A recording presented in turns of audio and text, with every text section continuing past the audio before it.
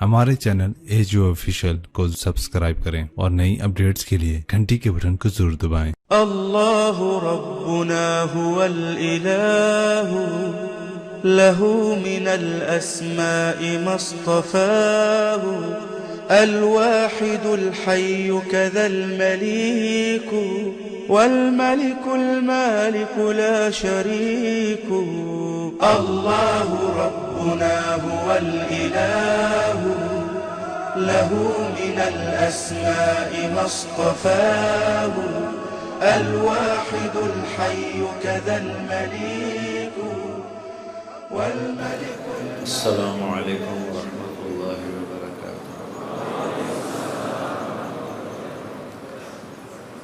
بسم اللہ الرحمن الرحیم، الصلاۃ والسلام علی رسولہ الکریم وعلی آلہ وصحبہ اجمعین، اما بعد۔ آپ سب طلباء، علماء بڑے خوش قسمت ہیں، اللہ نے آپ کو بہت خوبصورت نسبت عطا فرمائی ہے۔ آپ کو تاجر نہیں کہا جاتا، ذمہ دار نہیں کہا جاتا، سیاستدان نہیں کہا جاتا، جتنی نسبتیں بھری پڑی ہیں تعارف نسبتوں سے ہوتا ہے۔ آپ کو یا طالب علم کہا جاتا ہے یا عالم کہا جاتا ہے۔ یہ نیک نامی ایک بہت بڑی دولت ہے۔ ایک حدیث مجھے یاد آئی، حدیث قدسی ہے، اذا مات العبد واللہ یعلم منہ شرا ویقول الناس فیہ خیرا فیقول اللہ تعالی قد قبلت شہادت عبادی لعبدی وعفوت عن علمی۔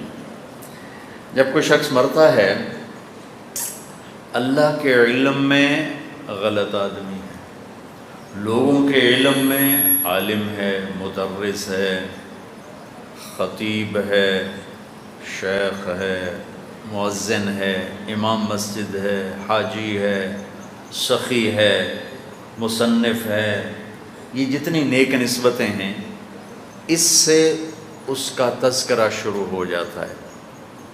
تو بڑے اعلیٰ مدرس تھے، انہوں نے ساری زندگی مدرسے میں گزار دی، بڑے درد والے تھے، ساری زندگی تبلیغ میں گزار دی، بڑے سخی تھے۔ یہ اس طرح لوگوں میں بات چلتی۔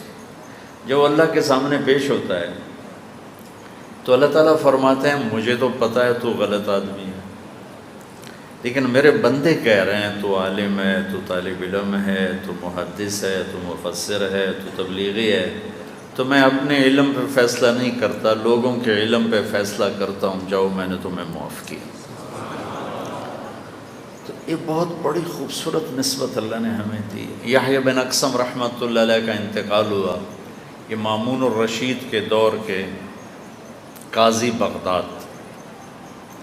تو اپنے کسی دوست یا شاگرد یا عزیز کو ملے تو انہوں نے پوچھا کیا معاملہ ہوا اللہ کے سامنے؟ کہ جب میں پیش ہوا تو اللہ نے مجھ سے کہا یا شخص فعلت کذا، یا شخص فعلت کذا، ارے نافرمان بوڑھے، تو بڑھاپے میں بھی نہیں باز آیا اور یہ کیا یہ کیا یہ کیا۔ کہنے لگے میں نے اللہ کی بارگاہ میں عرض کیا میں نے تو تیرے بارے میں یہ نہیں سنا جو اب دیکھ رہا ہوں۔ سبحان اللہ، علم کی کیا فضیلت ہے، اللہ کے سامنے بھی سبحان اللہ، یا اللہ میں نے تو تیرے بارے میں یہ نہیں سنا جو آپ اس طرح مجھ سے بات فرما رہے ہیں۔ تو اللہ نے کہا تو نے میرے بارے میں کیا سنا ہے، کیا سنا ہے؟ کہا یا اللہ حدثنی عبد الرزاق عن معمر عن الزہری عن عروۃ بن الزبیر عن عائشة رضی اللہ عنہا عن رسول اللہ صلی اللہ علیہ وسلم عن جبریل قال قال اللہ تعالی انی استحی ان اعذب ذا شیبۃ فی الاسلام وانی شبت فی الاسلام۔ یا اللہ مجھے عبد الرزاق نے بتایا، انہیں معمر نے بتایا، انہیں زہری نے بتایا، انہیں عروہ بن زبیر نے بتایا، انہیں حضرت عائشہ نے بتایا، انہیں آپ کے رسول نے بتایا، انہیں جبریل نے بتایا۔ جبریل کو آپ نے فرمایا کہ جب کوئی اسلام میں بوڑھا ہو کے مرتا ہے تو اسے عذاب دیتے ہوئے میں شرماتا ہوں، تو اب میں تو تیرے پاس بوڑھا ہو کے آیا ہوں اور آگے آپ مجھے وعیدیں سنا رہے ہیں۔ تو اللہ تعالیٰ نے فرمایا صدق عبد الرزاق وصدق معمر وصدق زہری وصدق عروہ وصدقت عائشہ وصدق الرسول وصدق جبریل وانا اصدق القائلین غفرت لک۔ دوسرا مجمع بھی آیا ہوا تو ترجمہ کر دیتا ہوں۔ تو آپ نے کہا، جب میں نے یہ حدیث سنائی تو اللہ کہنے لگے عبد الرزاق نے بھی سچ کہا اور معمر نے بھی سچ کہا اور عروہ زہری نے بھی سچ کہا، عروہ نے بھی سچ کہا اور عائشہ نے بھی سچ کہا، میرے نبی نے بھی سچ فرمایا، میرے جبریل نے بھی سچ فرمایا، میں سارے سچوں کا سچا ہوں، جاؤ معاف کیا۔ تو اللہ ہمیں اس نسبت پہ چلائے رکھے، اس کی دعا مانگا کرو، اور اسی پر ہماری موت آئے۔ یہ نہ کہا جائے کہ فلاں زمیندار مر گیا، فلاں تاجر مر گیا، فلاں مولانا صاحب کا، محدث صاحب، مفسر صاحب۔ دیکھو لوگوں سے نا کبھی توقع نہ کرنا، سلوک کی اور اکرام کی، زندگی گزار دی تبلیغی، اور سفر اتنے ہوئے کہ کبھی عرش پر، کبھی فرش پر، کبھی ان کے در، کبھی در بدر، غم عاشقی تیرا شکریہ میں کہاں کہاں سے گزر گیا، کبھی راستوں میں تنہا، کبھی ہوں ورود صحرا، میں جنوں کا ہم سفر ہوں، میرا کوئی گھر نہیں ہے۔ سأبغی المجد فی شرق و غرب وما ساء الفتى دون اغتراب وإن أنا لم أفز بمراد سعي فكم من حسرة تحت التراب سافر تجد عوضا عمن تفارقه وانصب فإن لذيذ العيش في النصب۔ سفروں میں زندگی گزر گئی، کبھی دنیا والوں سے عزت کی طلب نہ کرنا، منصب کی طلب نہ کرنا، حسن سلوک کی توقع نہ رکھنا، دنیا چڑھتے سورج کی پجاری ہے، تمہارا صلہ تمہیں اللہ دے گا۔ ایک اور حدیث یاد آ گئی، اچھا ٹھیک، یہ تو ایسا جیسے گھوڑے کو لگام چڑھا دی کہ بندو یہ کیا مصیبت ہے۔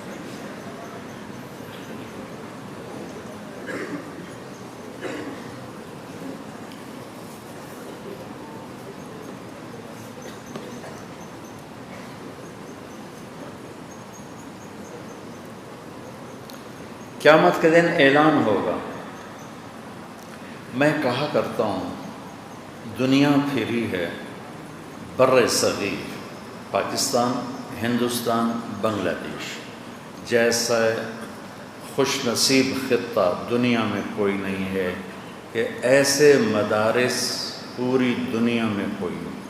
موریتانیہ میں بہت قلیل، ملک بھی دور دراز ہے، بھی صحرا، ادھر رجوع نہیں، ایسے مدارس پوری دنیا میں کوئی نہیں ہے، اور ایسے قربانی والے طلبہ پوری دنیا میں کوئی نہیں۔ میں تمہاری خوش آمد نہیں کر رہا، تمہاری تو جیبیں خالی ہیں، تم سے کیا لینا، میں حقیقت بتا رہا ہوں کہ پوری دنیا میں ایسے علماء، ایسے طلبہ، علم کی وسعت کے لحاظ سے بات نہیں کر رہا، قربانی کے لحاظ سے بات کر رہا ہوں، صفات کے لحاظ سے بات کر رہا ہوں۔ اتنی تھوڑی تنخواہ ہوتی ہے ایک مدرس کی، ایک امام مسجد کی، کہ وہ نزلے کی دوا بھی اپنی تنخواہ سے نہیں لے سکتا۔ اپنی بچی کی شادی کرے یہ تو بڑی دور کی بات ہے، اپنی چھت خرید لے یہ تو بڑی دور کی بات ہے، بس قبر کی چھت ہی اس کو ملتی ہے، ساری زندگی کرائے کے مکانوں پہ گزار کے چلے جاتے ہیں۔ ایسی قربانی والے پوری دنیا میں کوئی نہیں، اور اس میں سب سے آگے ہیں بنگلہ دیش والے، کہ اتنا فقر ہے کہ حد سے زیادہ، اور ایسے بھرے پڑے ہیں ان کے مدارس، وہاں ایسے نہیں عالی شان بلڈنگیں، خستہ ٹوٹی ہوئی، اور ایسا کھانا کہ آپ ایک لقمہ نہیں کھا سکتے، ایک لقمہ، اور وہ 10 سال وہ کھانا کھاتے ہیں، یعنی قربانی کی انتہا پر ہے۔ یہ قیمت اللہ لگائے گا، لوگ نہیں۔ ٹکے ٹکے کا آدمی آ کے امام مسجد کو جھاڑ دیتا ہے، مؤذن کو جھاڑ دیتا ہے، عالم کو بے عزت کر دیتا ہے، تو چپ کر جایا کرو، کبھی جواب نہ دیا کرو۔ یاد رکھو، اگر دنیا میں کسی مرتبے پر پہنچنا ہے تو بولنا کم سیکھو، چپ رہنا زیادہ سیکھو۔ بولنے سے وہ طاقت نہیں پیدا ہوتی جو چپ رہنے سے ہوتی، اور صبر اور برداشت یہ وہ دولت ہے۔ ایمان کے بعد اگر کوئی طاقت ہے تو وہ صبر اور برداشت۔ میں تم میں سے ہوں، کوئی باہر سے نہیں ہوں۔ جب میں کوئی بات کروں گا تو ایسا جیسے میں اپنی بات کر رہا ہوں۔ ایک تاجر مجھ سے کہنے لگا، مولانا مدرسوں کے طلبہ زیادہ غصے والے ہوتے ہیں، کالج کے تھوڑے غصے والے ہوتے ہیں، یہ کیا چکر ہے؟ میں نے کہا ان کا پہلا سبق ہے ضربا ضربا ضربو ضربت ضربتا ضربنا ضربتا ضربتما ضربتم ضربتے ضربتما ضربتن ضربتو ضربنا، جو 14 دفعہ ایک گردان میں ضربا، مارو مارو مارو مارو مارو، تو وہ لڑے گا نہیں تو اور کیا کرے گا؟ آج تک ہمارے علماء یہ نہیں کر سکے کہ کوئی اچھا سا صیغہ لے آتے، مار پٹائی سے شروع ہو جاتے، ضرب زیدن ضرب زیدن، زید کے علاوہ کوئی بندہ ہی نہیں ملا۔ ایک علامہ منفلوطی ہیں، منفلوطی فوت ہو گئے، بہت بڑے ادیب تھے مصر میں، حسنی حسینی سادات میں سے تھے۔ وہ علماء کو متوجہ کرنے کے لیے کہ بھائی کچھ تجدید لاؤ، کچھ تجدید لاؤ، ضرب زید عمرا پڑھاتے پڑھاتے تمہیں 1000 سال ہو گیا ہے، کچھ تبدیلی تو لاؤ۔ تو ایک واقعہ لکھا ہو، سچا واقعہ، کہ جب مصر پہ ترکی کی حکومت تھی تو ایک گورنر آیا، اس کا نام تھا داود، اس کو نحو عربی کا شوق ہوا، تو اس نے ایک عالم بلایا کہ مجھے عربی سکھاؤ۔ تو انہوں نے فاعل مفعول بہ کی مثال پیش کی، ضرب زید عمرا، تو وہ تھا تھوڑا پھرا ہوا۔ اس نے کہا کیا واقعی زید نے عمر کو مارا ہے؟ کہا نہیں، مثال ہے۔ کہنے لگا تم بادشاہوں کو جھوٹی مثالیں سناتے ہو، اس کو جیل میں ڈال دو، جیل میں ڈال دو۔ دوسرے عالم کو بلایا، ضرب زید عمرا، جیل میں ڈال دو۔ تیسرے کو بلایا، ضرب زید عمرا، جیل میں ڈال دو۔ 18 علماء جیل میں ڈال دیے۔ پھر مصر والے تو بھاگ گئے، تو اس نے شام سے ایک عالم بلوائے۔ انہوں نے سمجھداری سے کام لیا اور پہلے پوچھ لیا چکر کیا ہے؟ کہ چکر ضرب زید عمرا ہے۔ کہا ٹھیک ہے۔ اب مثال تو کتاب میں یہی تھی، تو انہوں نے بھی پڑھائی ضرب زید عمرا۔ وہ آگ بگولا ہو، جو آتا ہے ضرب زید عمرا، کیا واقعی زید نے مارا ہے؟ کہا جی مارا ہے۔ وہ تھوڑا ایسا ہوگا، باقی تو صاحب نے کہا جی مثال ہے۔ کہا ہاں جی مارا ہے۔ کہا کیوں؟ کہا یہ بدماش ہے عمر بڑا۔ وہ کیسے؟ کہا آپ کے نام میں سے چوری کر لی، آپ کے نام کو ادھورا کر دیا۔ کہا میرے نام کو؟ جی۔ کہا وہ کیسے؟ کہا آپ کا نام کیا ہے؟ کہا داود۔ تو انہوں نے لکھا، دیکھو 2 واو ہیں لیکن لکھی ایک ہے، دوسری واو کہاں ہے؟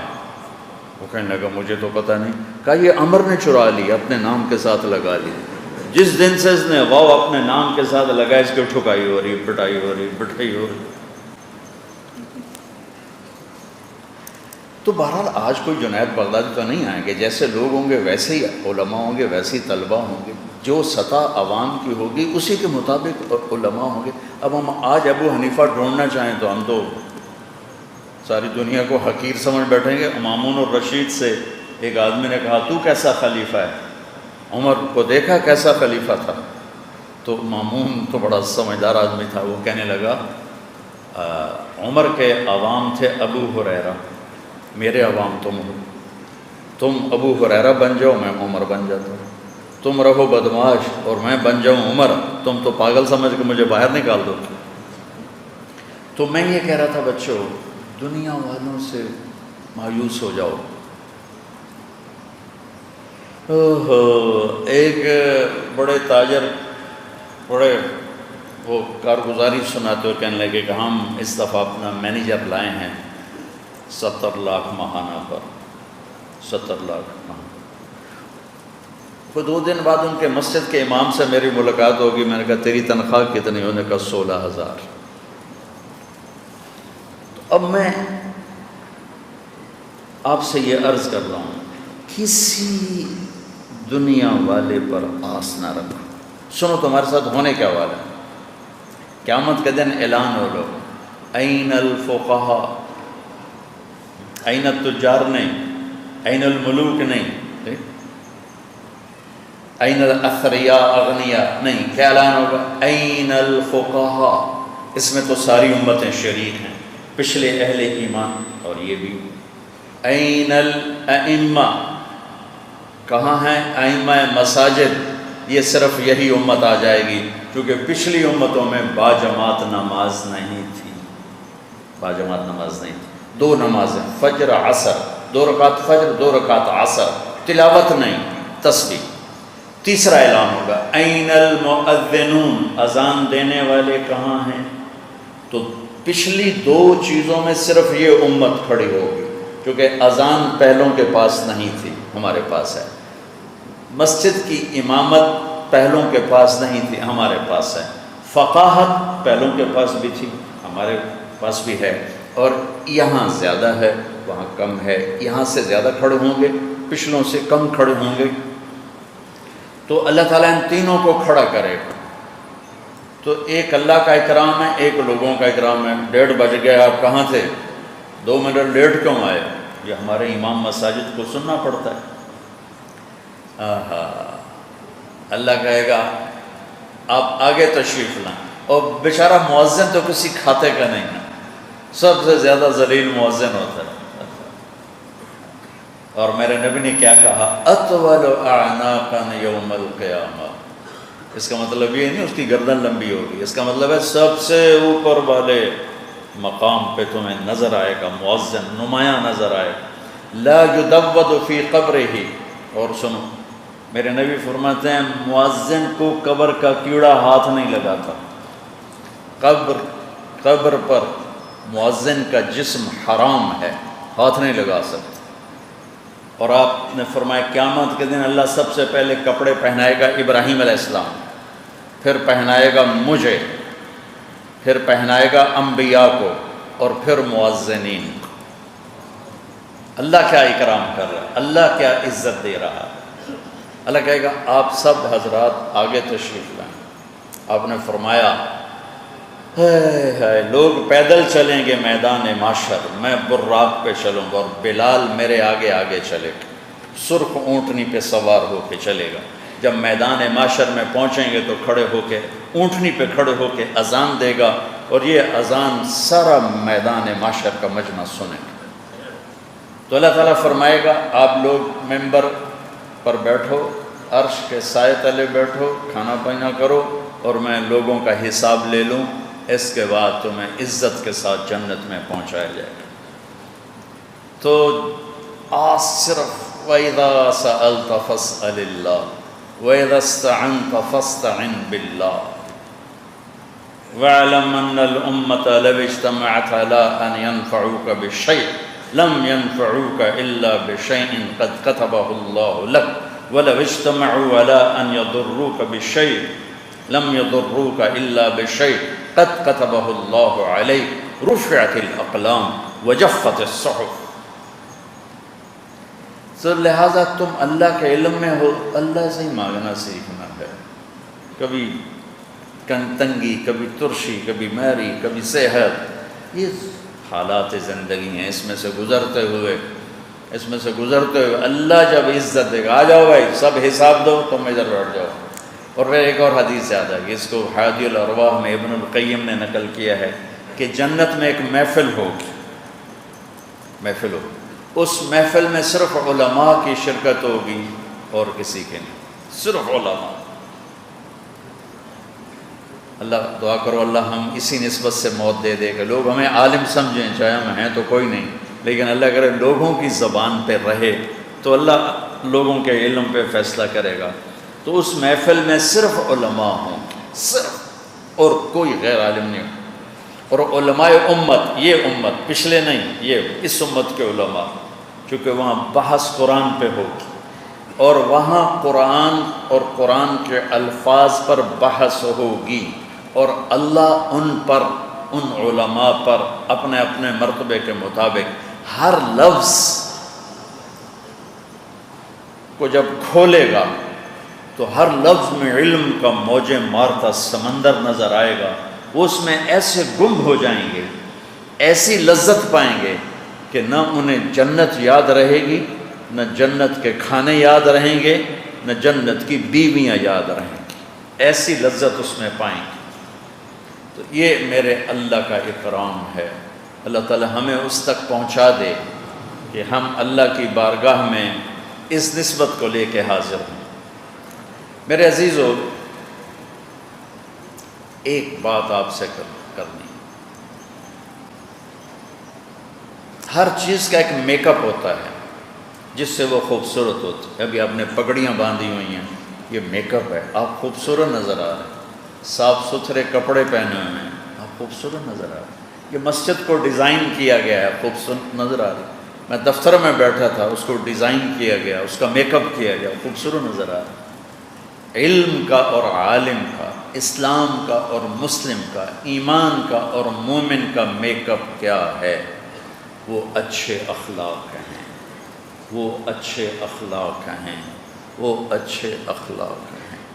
میرے نبی نے لمبی نماز پڑھی، اللہ نے کہا ما انزلنا علیک القرآن لتشقی، اتنی لمبی نہیں چاہیے،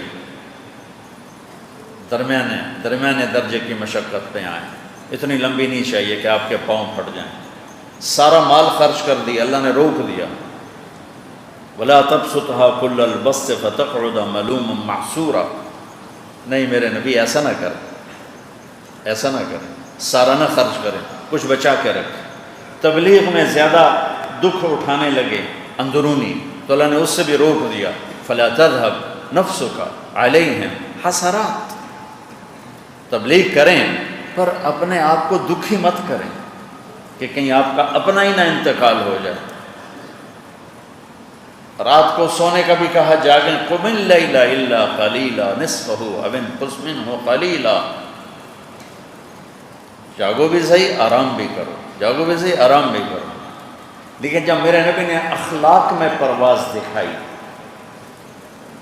اخلاق میں جب پرواز دکھائی، اخلاق میں جب پرواز دکھائی تو اللہ تعالیٰ نے فرمایا شاباش میرے محبوب، شاباش، نون والقلم وما یسطرون ما انت بنعمت ربک بمجنون وان لک لاجرا غیر ممنون۔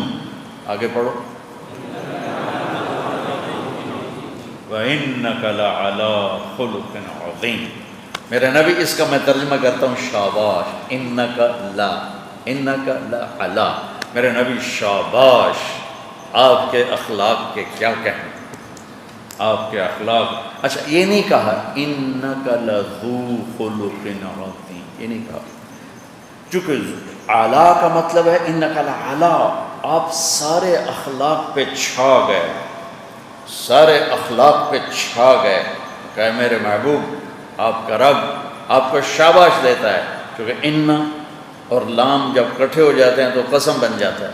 دو قسمیں پیچھے اٹھائیں، نون والقلم وما یسطرون، قلم اور وما یسطرون کی دو قسمیں، اور آگے ایک قسم کے بعد مضمون قسم کیا ہے کہ آپ کے اخلاق بڑے عالی نہیں، آپ سارے اخلاق پہ چھا گئے، سارے اخلاق آپ کے تابع ہو گئے اور آپ ان پر سوار ہو گئے، اخلاق سواری بن گئے، آپ سوار ہو گئے، آپ کے اخلاق کے کیا کہیں۔ ایک دفعہ آپ تشریف فرما تھے، آپ نے فرمایا اچھے اخلاق 360 صفات کا نام ہے، کوئی ایک صفت بھی کسی کو مل گئی تو جنت میں چلا جائے گا، تو ابو بکر رضی اللہ تعالیٰ عنہ سامنے بیٹھے تھے، وہ کہنے لگے یا رسول اللہ کوئی میرے اندر بھی ہے 360 میں؟ تو آپ نے فرمایا تو اکیلا ہے جس میں ساری ہیں، تو ہی اس میں بازی لے گیا، تمام کی تمام تیرے اندر موجود ہیں، ساری تیرے اندر موجود ہے۔ تو میرے عزیزو، دنیا ہمیں عالم کہتی ہے، ہمیں علم والے اخلاق چاہیے، ہمیں درگزر اخلاق ہمارا لباس ہے، اخلاق ہماری زینت ہے، اخلاق ہمارا میک اپ ہے۔ میک اپ کے بغیر چیز بدصورت ہو جاتی، اور میک اپ کے ساتھ بدصورت بھی خوبصورت ہو جاتی ہے۔ تو ہمارا میک اپ سونا چاندی نہیں، زیور کپڑا نہیں، ہمارا ہر چیز کا میک اپ اس کے لحاظ سے ہوتا ہے۔ تو آپ کا، میرا، دنیا انسانیت میں چلنے والے اہل علم کا جو میک اپ ہے وہ اچھے اخلاق۔ مسجد نبوی میں بیٹھا تھا، ایک طرف چھپ کرنا، تو 3 نوجوان آ گئے جامعہ اسلامیہ کے، میرے پاس بیٹھ گئے، مجھ سے کہنے لگے نستجیزک فی الحدیث، ہم آپ سے حدیث کی اجازت چاہتے ہیں۔ میں نے کہا تعرفوننی، مجھے جانتے ہو میں کون ہوں؟ کہنے لگے نہیں۔ میں نے کہا عجیب بات ہے، تم مجھے جانتے ہی نہیں میں کون ہوں، پھر مجھ سے حدیث کی اجازت کیوں مانگ رہے ہو؟ کہنے لگے من سیماک، کہ تیرے چہرے سے لگتا ہے کہ تمہارا حدیث سے کوئی تعلق ہے، اس لیے مانگ۔ میں نے کہا دعا کرو بچوں اللہ ایسا ہی کر دے جیسے تمہارا گمان ہے۔ تو میں نے انہیں اپنی سند لکھوائی ساری، تو کہنے لگے وقع، سائن کرو۔ میں نے کہا ایک سوال کا جواب دو پھر سائن کرتا ہوں۔ ما زینت العلم والعالم، عالم اور علم کی زیب و زینت کیا ہے؟ کیونکہ ہر چیز کی زیب و زینت الگ الگ ہوتی ہے۔ تو ادھر بیٹھا تھا مصری، اس نے کہا التقوی، قلت لا، میں نے کہا نہیں۔ یہاں بیٹھا تھا اردنی، انہوں نے کہا الزہد، زہد، میں نے کہا نہیں۔ ادھر بیٹھا تھا اماراتی، اس نے کہا اخلاص، میں نے کہا نہیں۔ کہنے لگے کیوں؟ میں نے کہا زینت کے لفظ کا تقاضا ہے کہ چیز نظر آئے۔ دیکھو نا، آپ نے یہ پھول یہاں رکھا ہے چونکہ آپ اس میز کو خوبصورت بنانا چاہتے ہیں، اس کو پیچھے رکھو گے یا یہاں رکھو گے؟ زینت کے لفظ کا تقاضا ہے چیز نظر آئے۔ جو کڑھائی ہوتی ہے کرتے پہ ہوتی ہے نا، دیکھتے ہو نا، یہاں ہوتی ہے یا یہ ویسٹ کوٹ پہ ہوتی ہے، کبھی کسی نے بنیان پہ کڑھائی کی پھر کرتا اٹھا کے دکھا رہا ہوگا۔ میں نے کہا بچوں لفظ زینت کا تقاضا ہے چیز نظر آنی چاہیے۔ التقویٰ ہا ہونا، زہد بھی اندر، اور اخلاص سب سے چھپی ہوئی چیز ہے۔ تو یہ صفات علم تو ہیں، زینت علم نہیں ہے۔ کہنے لگے تو پھر تم بتاؤ علم کی زینت کیا ہے؟ میں نے کہا علم ہو یا عالم ہو، ایمان ہو یا مومن ہو، اسلام ہو یا مسلم ہو، رجل ہو یا مرأہ ہو، مرد ہو یا عورت ہو، سب کی زیب و زینت اچھے اخلاق۔ انما بعثت لأتمم مکارم الاخلاق۔ آپ کو چپ رہنا آئے۔ لقمان علیہ السلام کا فرمان ہے بیٹا چپ رہنے پہ کبھی نہیں پچھتایا، ہمیشہ اپنے بول پہ پچھتایا۔ آپ کو برداشت کرنا ہے، آپ کو گالی کے جواب میں دعا دینا ہے۔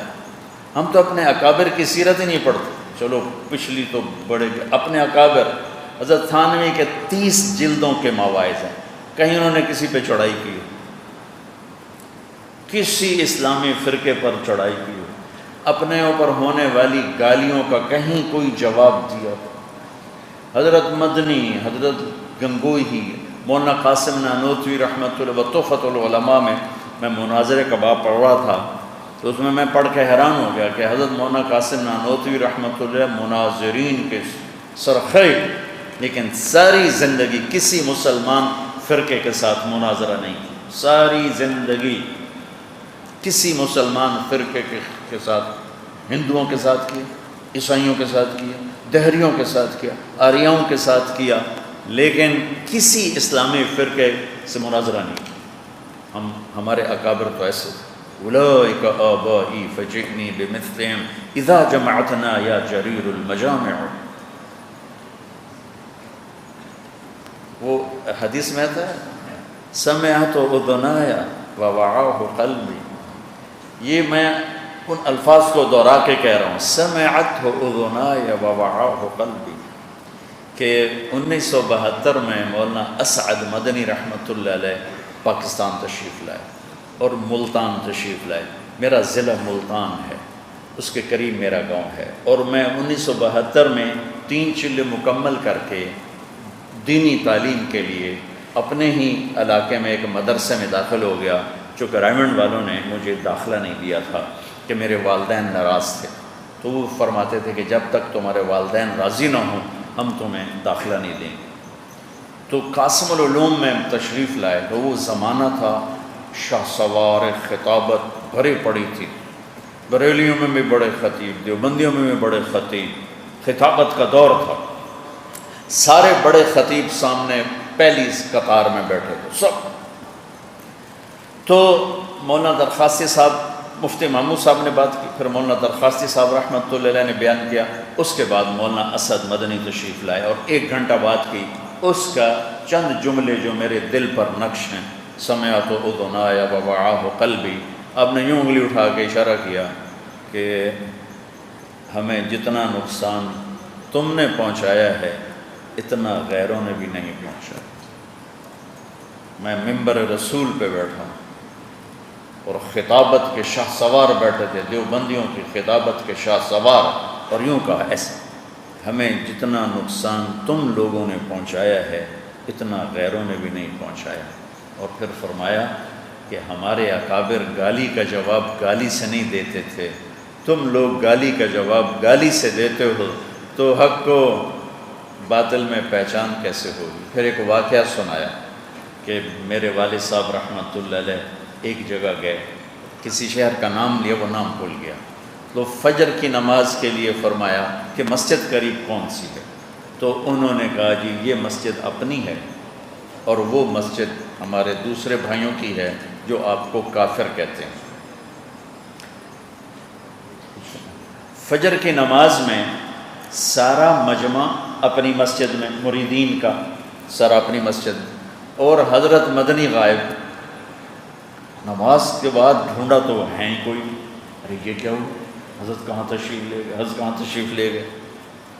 کسی کو خیال نہیں آیا کہ اس مسجد میں چلے، کسی کو بھی، اور حیران پریشان ہو کے سارے قیام گاہ پہ آ گئے، ادھر کوئی گیا ہی نہیں دیکھنے، اور حضرت مدنی نے فجر کی نماز وہاں جا کے پڑھی۔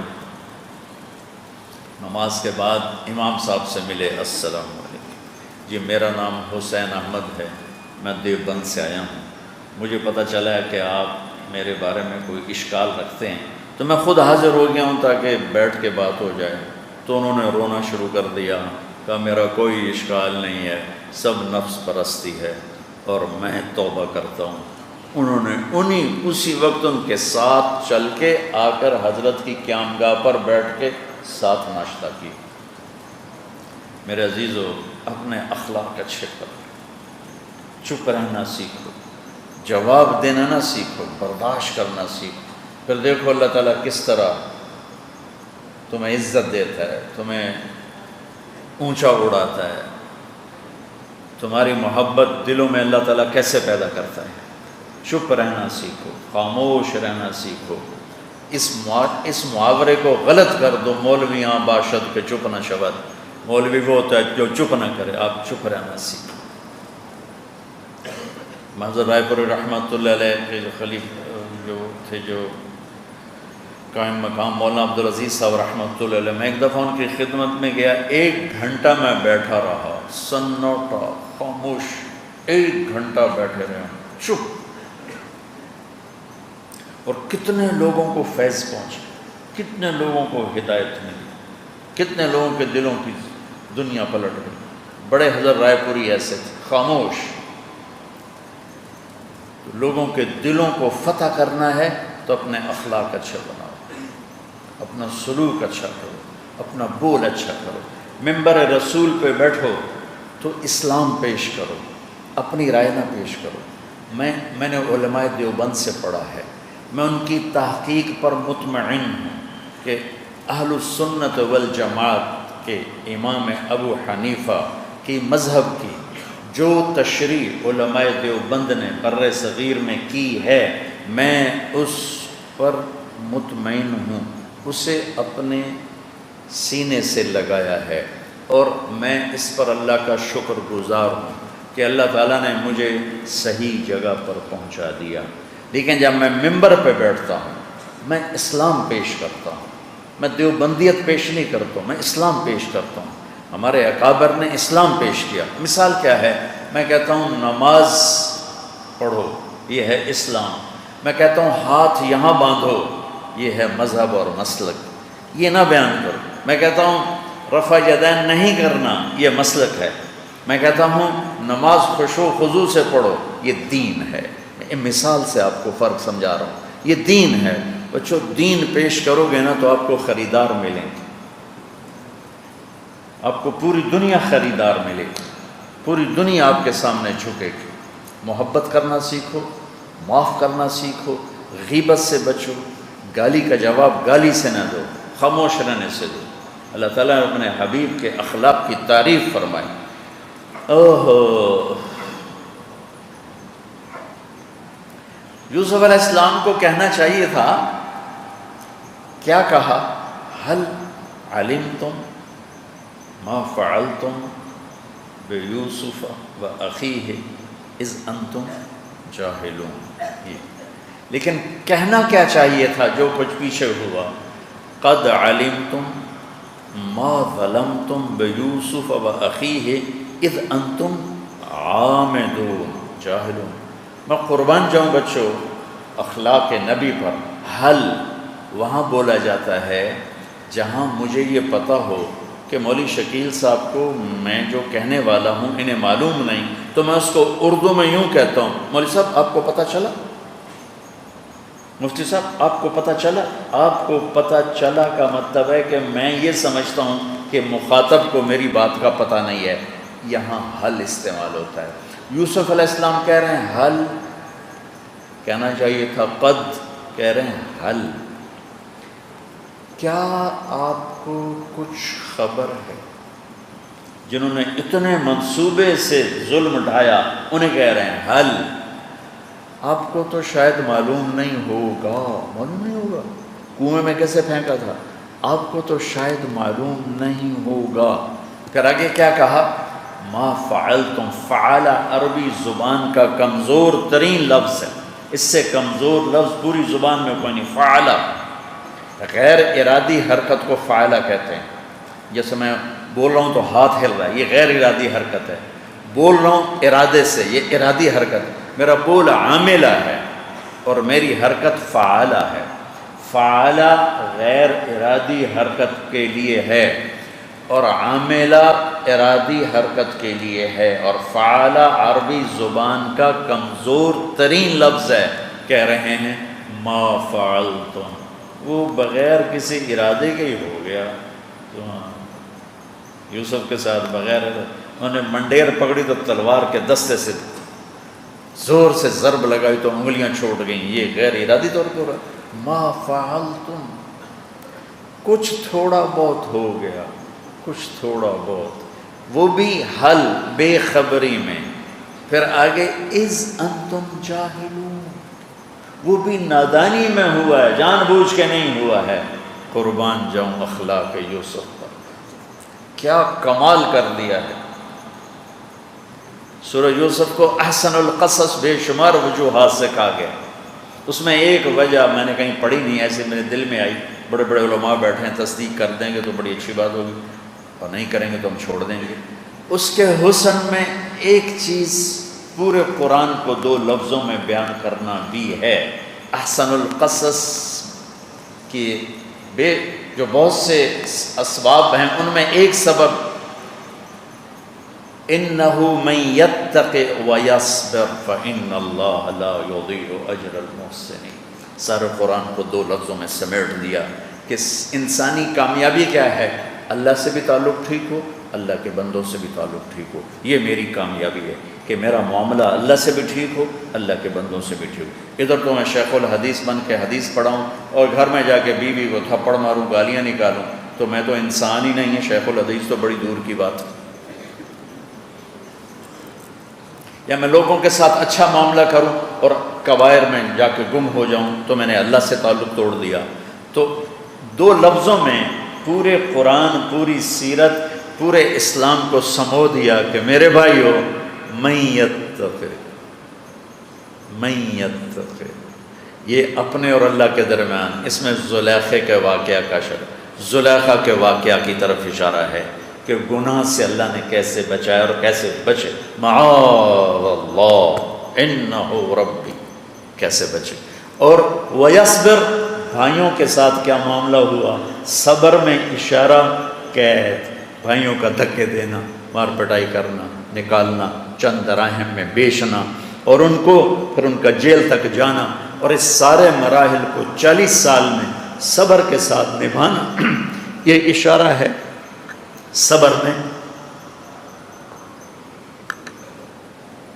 کیونکہ لوگوں سے تعلق صبر کے سوا نہیں بن سکتا، چاہے بیوی ہو، چاہے بچے ہوں، چاہے ماں باپ ہوں، چاہے اولاد ہو، چاہے شاگرد ہو، چاہے استاد ہو. حسن سلوک سے میں کہتا ہوں اگر استاد آئے درس گاہ میں اور لڑکے خوش ہو جائیں تو یہ استاد ہے. اور استاد کے لیے دعائیں کر رہا ہوں، یا اللہ آج استاد جی نہ آئے، یا اللہ آج استاد جی نہ آئے، تو یہ استاد نہیں ہے، تھانے دار ہے. خامد گھر میں داخل اور بیوی خوش ہو جائے تو یہ خامد ہے، اور اگر خامد داخل اور بیوی ڈر رہی ہو تو یہ تھانے دار ہے. باپ داخل ہو، بچے خوش ہو جائیں تو یہ باپ ہے، اور باپ داخل ہو، بچے دعا کر رہے ہیں، یا اللہ سال کے لیے دوبارہ بھیج میرے ابا کو، تو یہ باپ نہیں ہے، تھانے دار ہے.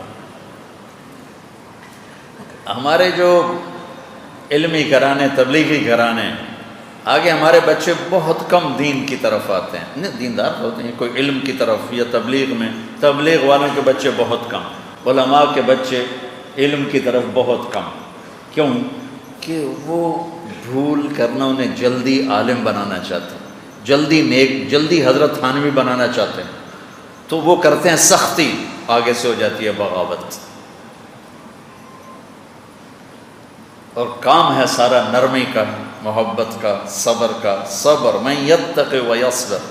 میرے نبی نے کہا اکرموا اولادکم، آپ ہماری اولاد ہو، ہم آپ کو اگر عزت نہیں دیں گے تو آپ سے ہمیں عزت نہیں ملے گی. ایک ہے سلبی اولاد، ایک ہے یہ اولاد. ان دونوں کے لیے عزت کی ضرورت. میں قربان جاؤں، حضرت فاطمہ جب گھر میں داخل ہوتی، میرے نبی کرسی پہ بیٹھے ہیں، زمین پہ بیٹھے ہیں، چارپائی پہ بیٹھے ہیں، کھڑے ہو جاتے تھے، بیٹھا نہیں رہتے تھے، کھڑے ہو جاتے، اور 4 قدم آگے بڑھ کے، آگے انہیں نہیں آنے دیتے، خود آگے بڑھ جاتے تھے، اور ان کا ہاتھ پکڑتے اور یہاں سے بوسہ لیتے، پھر ہاتھ پکڑے آ کر چارپائی پہ بٹھاتے تھے، اس کے بعد خود بیٹھتے تھے. اللہ تمہیں مدرس بنائے، باپ بنائے، تو میرا یہ سبق یاد رکھو گے تو شاگرد بھی آپ پر قربان ہوں گے، اولاد بھی آپ پر قربان ہوگی، بیوی کو پیار دو گے تو وہ بھی آپ پہ قربان ہوگی. میں طبرانی کی روایت پڑھ کے حیران ہو گیا. آپ نے حضرت عائشہ سے فرمایا، عائشہ جب سے مجھے پتہ چلا ہے تو جنت میں میری بیوی ہے، مجھے مرنا ہی آسان ہو گیا. اللہ اکبر. جو اللہ کو دیکھ لے اس کے لیے جنت کیا چیز ہے یا بیوی کیا چیز ہے.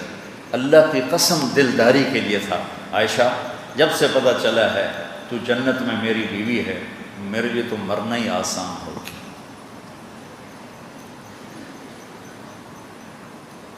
تو ایک اللہ کے بندوں سے تعلق ہے، اس کے لیے صبر چاہیے. تو کہا هل علمتم ما فعلتم بیوسف واخیہ اذ انتم جاہلون. سبحان اللہ، کیا کمال ہے. اور آگے قرآن بھی کیا کمال ہے. اِنَّكَ لَأَنْتَ یوسف، کیا آیت ہے. خوف، امید، ڈر، اطمینان، گھبراہٹ، پریشانی، سکون، یقین، شک کی بے شمار متضاد کیفیات اس آیت میں آئی ہیں۔ میں اس کو نا اپنے چہرے سے اس کا ترجمہ کیا کرتا ہوں۔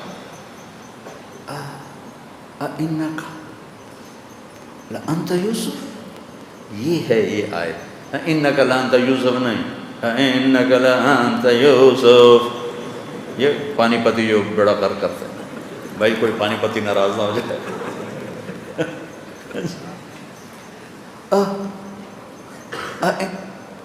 اِنَّكَ لَأَنْتَ یوسف، یہ ہے اس کا ترجمہ، اس کو لفظوں میں کیا ہی نہیں جا سکتا۔ انا یوسف وہذا اخی قد من اللہ علینا انہ من یتخذ، زلیخا اور یوسف کا واقعہ، ویصبر، بھائیوں اور یوسف کا واقعہ، فإن اللہ لا یضیع اجر المحسنین۔ معجزے دیکھے مکے والوں نے، ایمان نہیں لائے۔ چاند کے 2 ٹکڑے دیکھے، ایمان نہیں لائے۔ فرشتوں کا بدر میں اترنا دیکھا، ایمان نہیں لائے۔ خندق میں ذلت دیکھی، ایمان نہیں لائے۔ 10,000 کا لشکر مکے پہ چڑھ آیا، ایمان نہیں لائے۔ اور جب میرے نبی نے کہا جاؤ معاف کیا تو سب گر کے کلمہ پڑھ گئے۔ تو بچوں اپنے اخلاق اچھے کرو۔ ہمارے علمی طبقے میں خشکی ہے، اور خواجہ غلام فرید کی ایک کافی سناتا ہوں، پھر دوسرا سبق شروع کرتے ہیں۔ خواجہ غلام فرید خود بہت بڑے فقیہ عالم تھے، لیکن نبض پہ ہاتھ رکھ کے بول رہے ہیں اور ہمیں ہی کہہ رہے ہیں۔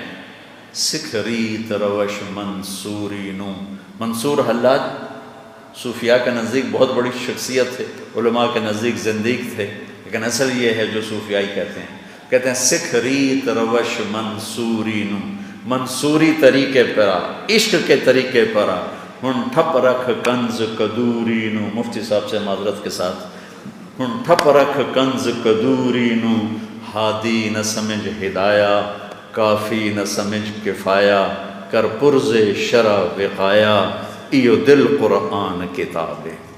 یہ فقہ کی نفی نہیں کر رہے، غلو فی الفقہ کی نفی کر رہے ہیں۔ غلو ہمارے ہاں اشتغال بالفقہ ہے، جو شروع ہوتا ہے پہلے سال سے فقہ تو آخری سال تک چلتا ہے۔ غلو ہے، قرآن کے ساتھ مناسبت نہیں پیدا ہوتی، حدیث کے ساتھ مناسبت نہیں پیدا ہوتی، عربیت کے ساتھ کوئی مناسبت نہیں ہے۔ ہماری عربی ضرب یضرب ضربا فہو ضارب، اس سے قرآن کہاں سے سمجھ میں آئے گا؟ دلی میں مولانا وہ جو تھے بڑے نازک مزاج، جانے کیا ہے مرزا مظہر، ان کا ایک پٹھان مرید تھا، تو دلی رہتے رہتے تھوڑی اردو بھی سیکھ گیا، تو تنہا بیٹھے تھے، مرید بیٹھا تھا، تو سامنے سراہی پڑی تھی، تو فرمانے لگے خان صاحب سراہی لے کر آنا۔ دلی کی زبان میں سراہی کے پیندے کو پیٹ کہتے تھے، دلی کی زبان میں۔ تو انہوں نے پیچھے سے یہ بھی کہہ سکتے تھے نیچے سے پکڑ کے اٹھانا، ان کو خیال آیا پٹھان آدمی ہے کہیں توڑ نہ دے، تو کہنے لگے نیچے سے پکڑ کے اٹھانا۔ تو انہوں نے دلی کی زبان میں کہا خان صاحب ذرا پیٹ پکڑ کے اٹھائیو، تو خان صاحب نے ایک ہاتھ میں سراہی پکڑی، ایک ہاتھ میں پیٹ پکڑا۔ یہ جو ہمارے بچے ہیں نا، یہ سارے پٹھان والی اردو جانتے ہیں، انہیں ذرا با زیدن سے آگے آتا ہی کچھ نہیں۔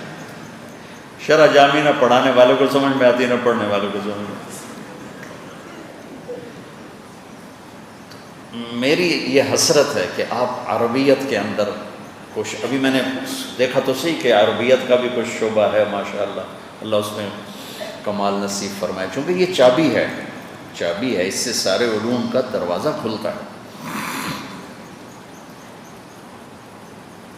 عبداللہ بن مقفع ایک بہت بڑا ادیب گزرا، کلیلہ و دمنہ اس کی ایک کتاب آج بھی زندہ ہے، ایرانی تھا اور پارسی تھا۔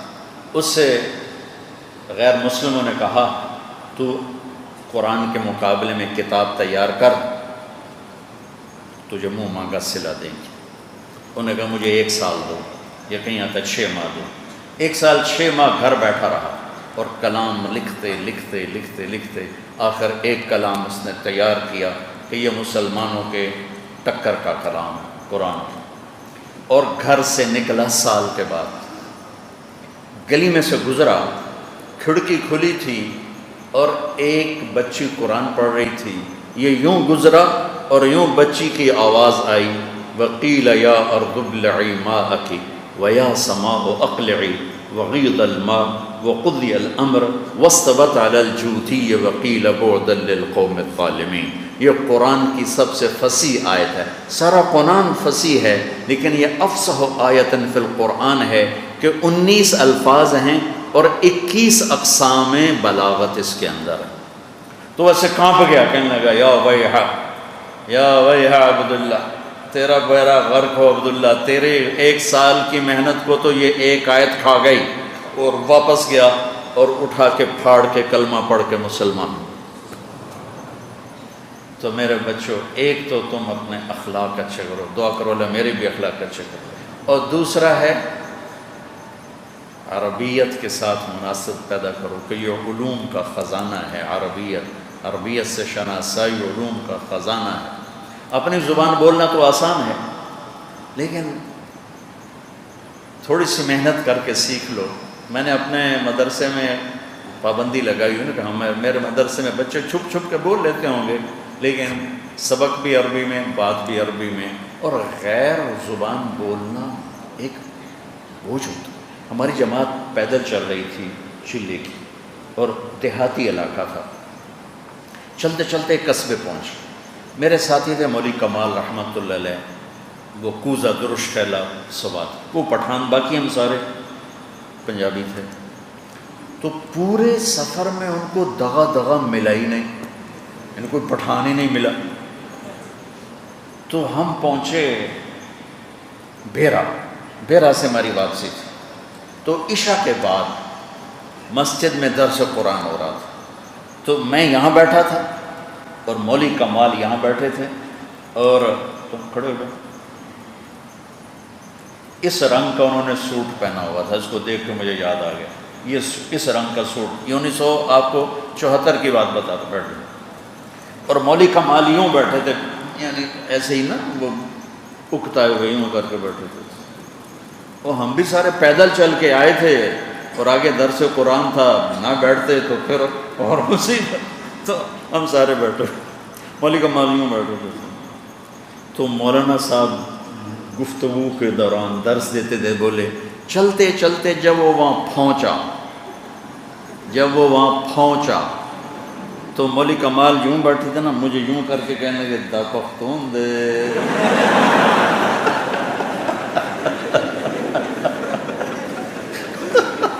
وہ پہنچا سے انہوں نے پکڑ لیا کہ یہ اردو میں تو پہنچا، ان کا پہنچا دا پختون دے۔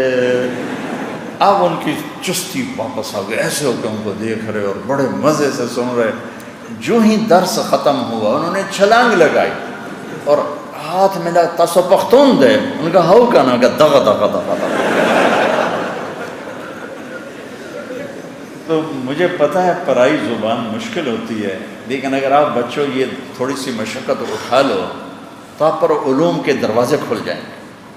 تو ایک اپنے اخلاق اچھے، ایک اپنے مطلب معذرت کے ساتھ، میں سب کو تبلیغ والے کہتے ہیں نکلو نکلو نکلو نکلو، تصوف والے کہتے ہیں ذکر ذکر ذکر ذکر، اور مدرسے والے کہتے ہیں فقہ فقہ فقہ فقہ۔ اور بھی دکھ ہیں زمانے میں محبت کے سوا، راحتیں اور بھی ہیں وصل کی راحت کے سوا۔ کوئی اخلاق کے بھی سبق ہوتے، کوئی محبت کے بھی سبق ہوتے، کوئی ایثار قربانی کے بھی سبق ہوتے۔ کیا کرنا اس علم کو جو میرے اندر نرمی نہ پیدا کرے، یا اس ذکر کو جو میرے اندر نرمی نہ پیدا کرے، یا اس خروج کو جو میرے اندر تواضع نہ پیدا کرے۔ ساری محنتوں کی انتہا تو تواضع اور عاجزی ہے۔ تو بچوں، میرا ایک سبق تو آپ کو یہ ہے کہ اللہ کے واسطے اپنے اخلاق اچھے کرنا. اب بچے ہو, کبھی اونچ نیچ ہو جائے تو اللہ سے بھی معافی مانگنا, اگلے سے بھی. اب بہت بڑا طبقہ یہاں رہتے ہو, اگر کوئی دو بچے آپس میں لڑے ہوئے ہیں تو آج میں صرف اتنی تشکیل کر رہا ہوں کہ اٹھ کے صلح کر لیں, اٹھ کے صلح کر لیں. میں نے ایک مدرسے میں بیان کیا, میں تو ہر جگہ یہ کہتا ہوں, میں حیران ہوا. میرے پاس ایک بچہ ہے, کہا جی میزان میں داخل ہوئے تھے اور لڑائی کی تھی, اور آج دورہ حدیث میں ہے اور آج صلح کر رہے ہیں. میزان میں لڑے تھے اور بول چال بند کی تھی اور آج صلح ہو رہی ہے. استعداد اتنی ہے کہ 1 گھنٹے کے بول پر 8 سال کی لڑائی ختم کر دی.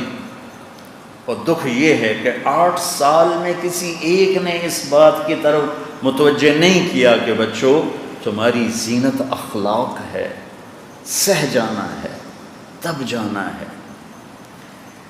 ہم رمی کرنے جا رہے تھے, بس پہ چڑھے تو ایک غیر مقلد نے مجھے دیکھ لیا. وہ جو میرے اوپر برسا, میرے ساتھ کون, انضمام, سعید, مشتاق, سلیم ملک, یہ سارے کرکٹ والے میرے ساتھ. اتنا اس نے مجھے ذلیل کیا اور میں ایک لفظ نہیں بولا, ایک اللہ گواہ ہے. وہ کہا جواب دو. میں کہتا جی مجھے آتا ہے. کہا تو جھوٹ بول رہا ہے. میں کہا جی مجھے آتا ہے.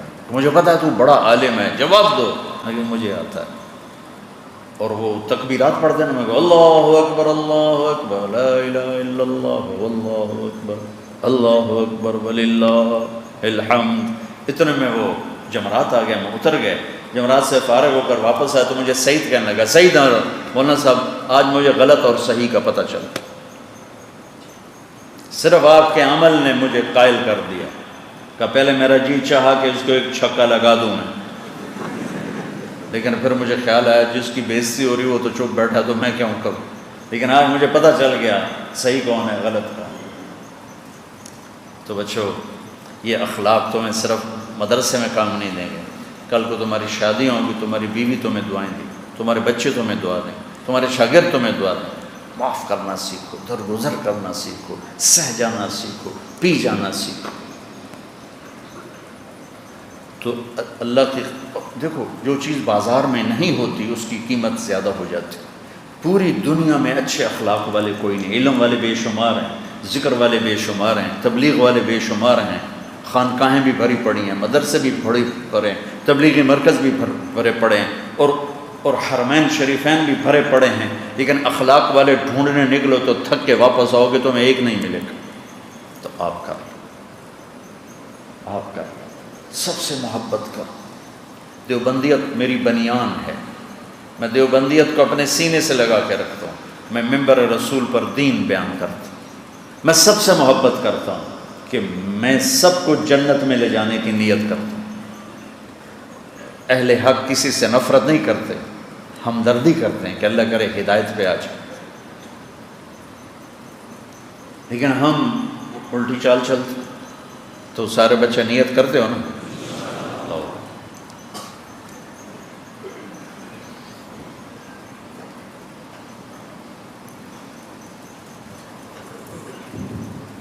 مجھے دے دو.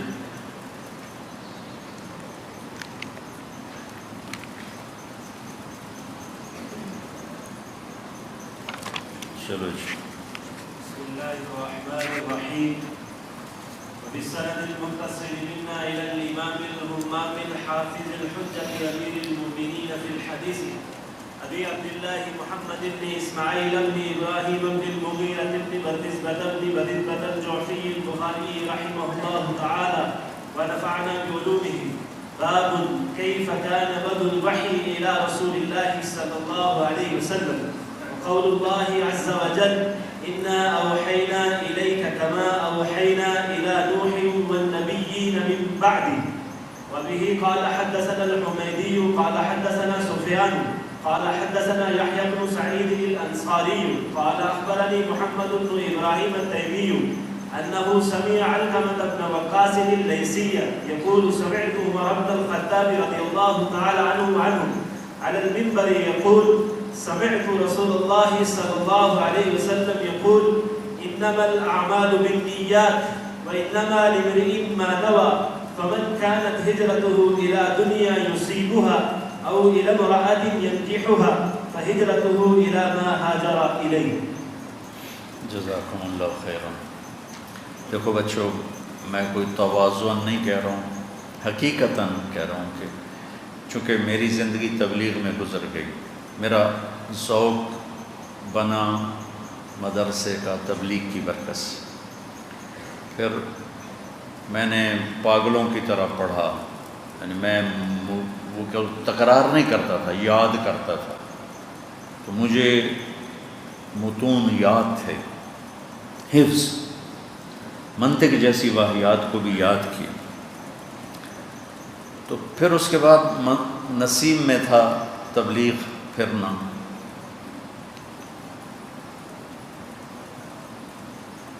جی ٹھیک، سب کے لیے ہو جائے. تو پھر میں پڑھانے نہیں بیٹھ سکا. البتہ یہ اللہ نے مجھے ایک دولت دے دی اپنے اس جوانی کے جوش میں. تو میں نے جب یہ اجازت حدیث لی تھی تو مجھے نہیں خبر تھی کہ اتنی بڑی جگہوں پر مجھے یہ عزت ملے گی. یہ میرے لیے خیر من، کیا اسے کہتے ہیں، من الدنیا وما فیہا، اور خیر من حمر النعم ہے یہ دولت میرے لیے. میں نے بخاری کبھی نہیں پڑھائی کیونکہ مجھے موقع ہی نہیں ملا پڑھانے کا. میں نے اپنے آپ کو رائمنڈ میں پیش کیا تو انہوں نے مجھے تبلیغ میں ڈال دیا. میں اس پہ راضی ہوں، اور آج زندگی گزر گئی، اب پیچھے کیا رہ گیا. تو عربوں میں رواج ہے سند کو عالی کرنے کا، ہمارے ہاں کوئی نہیں ہے. ہمارے طلبہ کو اس کے بارے میں زیادہ پتہ بھی کوئی نہیں ہے. میں جب دورے سے فارغ ہوا تو میرا تھوڑا خارجی مطالعہ تھا. میں نے آپ کو پتہ، میں پاگلوں کی طرح پڑھا، پاگلوں کی طرح. اور درسی کتابوں کے علاوہ بھی لگا رہتا تھا. مجھے پتہ تھا سند کا عالی ہونا، سافر ہونا. تو میں نے سوچا اپنی سند کو کیسے عالی کروں. تو مولانا عزیر گل رحمۃ اللہ علیہ زندہ تھے اس وقت. وہ حضرت شیخ الہند کے براہ راست شاگرد. میری سند ایک قرات ہے محمد عبداللہ، خیر محمد یاسین اور محمود الحسن. 3 واسطے تھے محمود الحسن تک. تو میں نے لڑکوں کو، ہم 22 لڑکے تھے دورے کے جامعہ رشیدیہ سیواد. میں نے کہا کون چلے گا؟ ایک بھی نہیں تیار ہو. 2 لڑکے ادھر کے ہی تھے، سخا کوٹ کے قریب رہتے تھے. ان سے میں نے کہا تم تو سخا کوٹ کی طرف تو تمہارا گھر ہے، تم تو چلو میرے ساتھ. تیار ہو گئے. بخاری شریف ہم نے لی، سخا کوٹ پہنچے. ان کے بیٹے تھے مولانا عبدالرؤف صاحب، ان سے ملاقات کی تو وہ ہنس پڑے. وہ کہنے لگے آج تک کبھی کسی کو اجازت نہیں دی، مولانا عبدالحق جیسی شخصیت کو اجازت نہیں دی، تمہیں کیسے دیں گے؟ تو ہم تو مایوس ہو گئے. مفتی تقی صاحب کو اجازت نہیں دی، ہم تو بالکل ہی مایوس ہو گئے. تو ہم کیا پدی کا شوربہ. تو ہم نے کہا اچھا جی ہمیں زیارت کرا دیں. ہم اتنی دور سے آئے ہیں اور اتنی بڑی شخصیت ہیں علماء دیوبند میں، اور تاریخی شخصیت ہیں، تاریخ ساز. پڑھنا ان کی تحریک ریشمی رومال پڑھنا. تو میں نے کہا جی زیارت کرا دیں. کہا ٹھیک ہے چلو. تو وہاں سے 3 میل ان کا گاؤں تھا. ہم وہاں پہنچے تو تھوڑی دیر میں وہ نابینا ہو چکے تھے. کوئی 6.25 فٹ سے بھی لمبا ان کا قد تھا. میں کہا کرتا ہوں کہ میں نے 2 آدمیوں جیسی وجاہت زندگی میں کسی کے نہیں دیکھی، ایک دنیا میں ایک دین میں. دنیا میں نواب اکبر بگٹی مرحوم، ایسی وجاہت والا مرد میں نے نہیں دیکھا. اور دینی شخصیات میں مولانا عزیر گل، ہیبت طاری ہوگی ان کو دیکھ. تو جتنا ان کا قد تھا اتنا ہی ان کا ڈنڈا تھا. ان کے ساتھ آ کے بیٹھ گئے. تو وہ میں نے کہا یا اللہ بات تو کرتا ہوں پھر دیکھی جائے گی. چونکہ ان کے بیٹے نے کہا کہ وہ ناراض ہو جاتے ہیں کوئی اجازت مانگے تو کہنے لگے کون ہو؟ میں نے کہا جی ہم طلبہ ہیں، رائمنڈ سے پڑھے ہیں اور سیوال میں دورہ کیا ہے. میرے پاس کیا لینے آئے؟ جلال. کہا جی آپ سے حدیث کی اجازت لینے آئے. تو انہوں نے ڈنڈا ایسے ہلایا، میں نے کہا ابھی آیا میرے سر پر، تو ایسے ہلا کر کہنے لگے میں کون ہوتا ہوں اجازت دینے والا، مجھے کچھ نہیں آتا، ایسے ہی آ جاتے ہو، زبانی اجازت کا کوئی اعتبار نہیں۔ ایک جملہ ان سے نکل گیا، وہ سیدھا ہی کہہ دیتے میں دیتا ہی نہیں، انہوں نے کہا زبانی اجازت کا کوئی اعتبار نہیں، اللہ نے کہلوایا، میرے نصیب میں تھا ہمارے۔ تو وہ پتہ نہیں کیا کیا جلال میں بولے، وہ تو ہمیں بھول بھال ہی گیا، اتنا خوف چھایا۔ تو جو چپ ہوئے تو اب ان کے بیٹے جو تھے نا عبدالرؤف صاحب، انہوں نے مجھے یوں اشارہ کیا، یعنی اب بولنا نہیں، اور میرے ساتھیوں نے مجھے میز کے نیچے سے اشارہ کیا، یعنی بولو پھر بولو، وہ یوں کریں اور وہ یوں کریں۔ اب وہ تو نابینا تھے، نہ یہ دیکھ رہے تھے نہ وہ دیکھ رہے تھے، اور مجھے خیال آیا ڈنڈا پڑا تو میرے ہی سر میں پڑنا ہے، یہ تو تھوڑا فاصلے پر بیٹھے تھے۔ میں نے کہا اچھا چلو اللہ خیر کرے گا، ڈنڈا اٹھا لیں گے۔ چلیے تھوڑی دیر سناٹا رہا تو میں نے وہ بات پکڑ لی، میں نے کہا حضرت زبانی اجازت نہیں ہے، کتاب ہمارے پاس ہے، اگر آپ فرمائیں تو کچھ پڑھ کے سنا دیں، پھر آپ کی منشا ہوگی تو دے دیں، نہ ہوگی تو یہ تھوڑی بات ہے کہ ہم نے اتنی بڑی شخصیت کے سامنے بخاری کی حدیث پڑھی۔ تو انہوں نے وہ ڈنڈا جو تھا نا ان کے ہاتھ میں یہاں رکھا ہوا تھا، یہاں، تو وہ ڈنڈا انہوں نے یہاں رکھ لیا، یہاں، اور یوں گہری سوچ میں ڈوب گئے۔ اور ایک وقت گزر گیا کہ اوپر والا فیصلہ کر چکا تھا کہ ہمیں یہ دولت دینی ہے، اور نیچے والا بزرگ اپنے اندر کہہ رہا تھا 90 سال ہو گئے کسی کو نہیں دی، ان کو کیسے دوں؟ تو ایک کشمکش، اسی کشمکش میں گزری میری زندگی کی راتیں، کبھی ساز و سوز رومی، کبھی پیچ و تاب راسی، کبھی درد کی تمنا، کبھی کوشش مداوا، کبھی بجلیوں کی خواہش، کبھی فکر آشیانہ، یہ ان کا حال تھا اس وقت۔ اور یوں بیٹھے اور ہمارا دل دھک دھک دھک، پتہ نہیں اب کیا ہوتا ہے، اور وہ یہاں بیٹھے بیٹھے بیٹھے یہیں ڈنڈا رکھے رکھے بڑے نا دھیمے اور شکستہ لہجے میں کہا اچھا پڑھو پڑھو، میں نے کہا ابھی کام بن گیا۔ تو یہ حدیث میں نے پڑھی جو ابھی ہمارے مولانا صاحب نے پڑھی، تو اس سے جو اگلی حدیث تھی وہ دوسرے ساتھی نے پڑھی، پھر یہ تیسری حدیث ذرا لمبی ہے، یہ چھوڑ کر چوتھی حدیث تیسرے ساتھی نے پڑھی۔ میں نے ان سے کتاب لے کر اور یوں ورق الٹائے، چونکہ اجازت حدیث کا طریقہ ہے اول آخر پڑھنا، پہلی حدیث آخری حدیث۔ تو جب وہ ورقوں کی الٹ پلٹ سنی نا تو فرمانے لگے بس بس بس کافی ہے، میں آپ تینوں کو اجازت دیتا ہوں، لیکن میری شرط یہ ہے کہ کسی کو بتانا نہیں، کیونکہ تم پہلے بچے ہو جنہیں میں اجازت دے رہا ہوں، میں نے آج تک کبھی کسی کو اجازت نہیں تھی۔ تو میں بھی وہ چوہے کو ملی پھٹکڑی، وہ پنساری بن بیٹھا، تو میں بھی وہ پنساری ہوں جس کے پاس تھوڑی سی پھٹکڑی ہے۔ تو آپ کے پاس تو اتنی بڑی شخصیت بیٹھے ہیں مولانا عبدالحلیم صاحب جو ابو الحدیث ہیں مفتی صاحب، میں ہوں وہ چوہا پھٹکڑی والا جو ایک پھٹکڑی لے کے نا پنساری بنا بیٹھا ہے۔ تو اللہ نے مجھے یہ دولت دے دی۔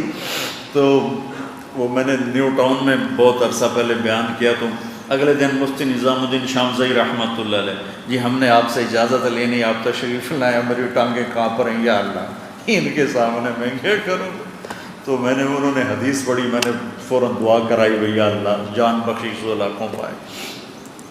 تو ویسے میری سند بنتی ہے نا محمد عبداللہ، خیر محمد، محمد یاسین، محمود الحسن، محمد قاسم، عبد الغنی اور محمد اسحاق، عبد العزیز اور ولی اللہ، 9 واسطوں سے۔ لیکن جب حضرت سے اجازت ملی تو عزیر گل، محمد قاسم، عبد الغنی، محمد اسحاق اور عبد العزیز اور شاہ ولی اللہ۔ تو پھر میری جو اب آپ کے پاس سند آ رہی ہے وہ آ رہی ہے عزیر گل، یہ طارق جمیل، عزیر گل، محمود الحسن، محمد قاسم، عبد الغنی، محمد اسحاق، عبد العزیز، ولی اللہ، ابو طاہر مدنی، ابراہیم کردی، احمد القشاشی، ابو المواہب شناوی، محمد بن احمد الرملی، ابو یحییٰ انصاری، ابن حجر الاسقلانی، ابراہیم بن احمد التنوخی، احمد بن ابی طالب الحجار، حسین بن مبارک الزبیدی، عبد الاول بن عیسیٰ الحروی، عبد الرحمن بن مظفر الداودی، عبداللہ بن احمد السرخسی، محمد بن یوسف الفربری اور محمد بن اسماعیل البخاری۔ یہ کتنے ہو گئے؟ 21 22 23ویں واسطے پر جا کر امام بخاری آپ کو، میرا 22واں ہو گیا، آپ کا 23واں ہو گیا۔ تو جتنے علماء فضلاء تشریف فرما ہیں، میری طرف سے سب کو وہ پھٹکڑی والی اجازت ہے، آگے آپ جتنی محنت کرو گے اللہ آپ کو دے دے گا۔ اس عنوان باب ہے، اس کے حوالے سے تھوڑی سی بات کرتا ہوں۔ میں اس کا بڑا خوبصورت جواب ہے میرے پاس، چونکہ کئی دن یہ سبق چلتا ہے کہ امام بخاری نے مقدمہ کیوں نہیں لکھا، تو میں 2 منٹ میں اس کا جواب دیتا ہوں کہ امام بخاری کا جی نہیں چاہا نہیں لکھا۔ کہانی ختم کروں، اپنی طرف سے گھڑ کے کیا بھائی امام بخاری کا جی نہیں چاہا نہیں لکھا۔ لیکن جو میں نے اپنے اکابر سے سنا، حضرت شیخ رحمۃ اللہ علیہ تشریف لائے تھے رائمنڈ، تو ان سے بھی ہم نے اجازت حدیث لی، تو انہوں نے اپنا واقعہ سنایا کہ میں نے امام بخاری کو خواب میں دیکھا۔ تو میں نے ان سے پوچھا کہ آپ نے مقدمہ کیوں نہیں لکھا؟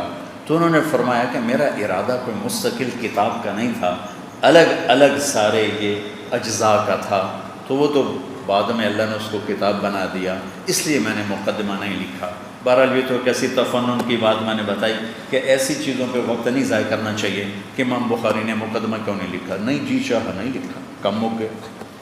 بخاری کا پیغام کیا ہے، اس پہ ہماری محنت اور کوشش ہونی چاہیے۔ انا اوحینا الیک، کفر ہو یا اسلام ہو، حق ہو یا باطل ہو، دونوں وحی سے چلتے ہیں، دونوں کی ابتدا وحی ہے۔ وحی وہ کیسے؟ یہ وحی تو آپ نے سن لی، انا اوحینا الیک، اور جو دوسری وحی ہے وہ ہے وَكَذَلِكَ جَعَلْنَا لِكُلِّ نَبِيٍّ عَدُوًّا شَيَاطِينَ الْإِنسِ وَالْجِنِّ يُوحِي بَعْضُهُمْ إِلَى بَعْضٍ زُخْرُفَ الْقَوْلِ۔ شیطان کی بھی وحی ہے اور رحمان کی بھی وحی ہے، دونوں کی وحی میں فرق کیا ہے؟ یہ ہے زخرف القول غرورا، دھوکہ ہے، لیکن ایک اس میں خوبی ہے کہ کم وقت اپنی بات کو خوبصورت کر کے پیش کرتا ہے۔ زخرف القول، تم مولوی غصہ چڑھا کے اپنی خوبصورت بات کو بھی برباد کر دیتے۔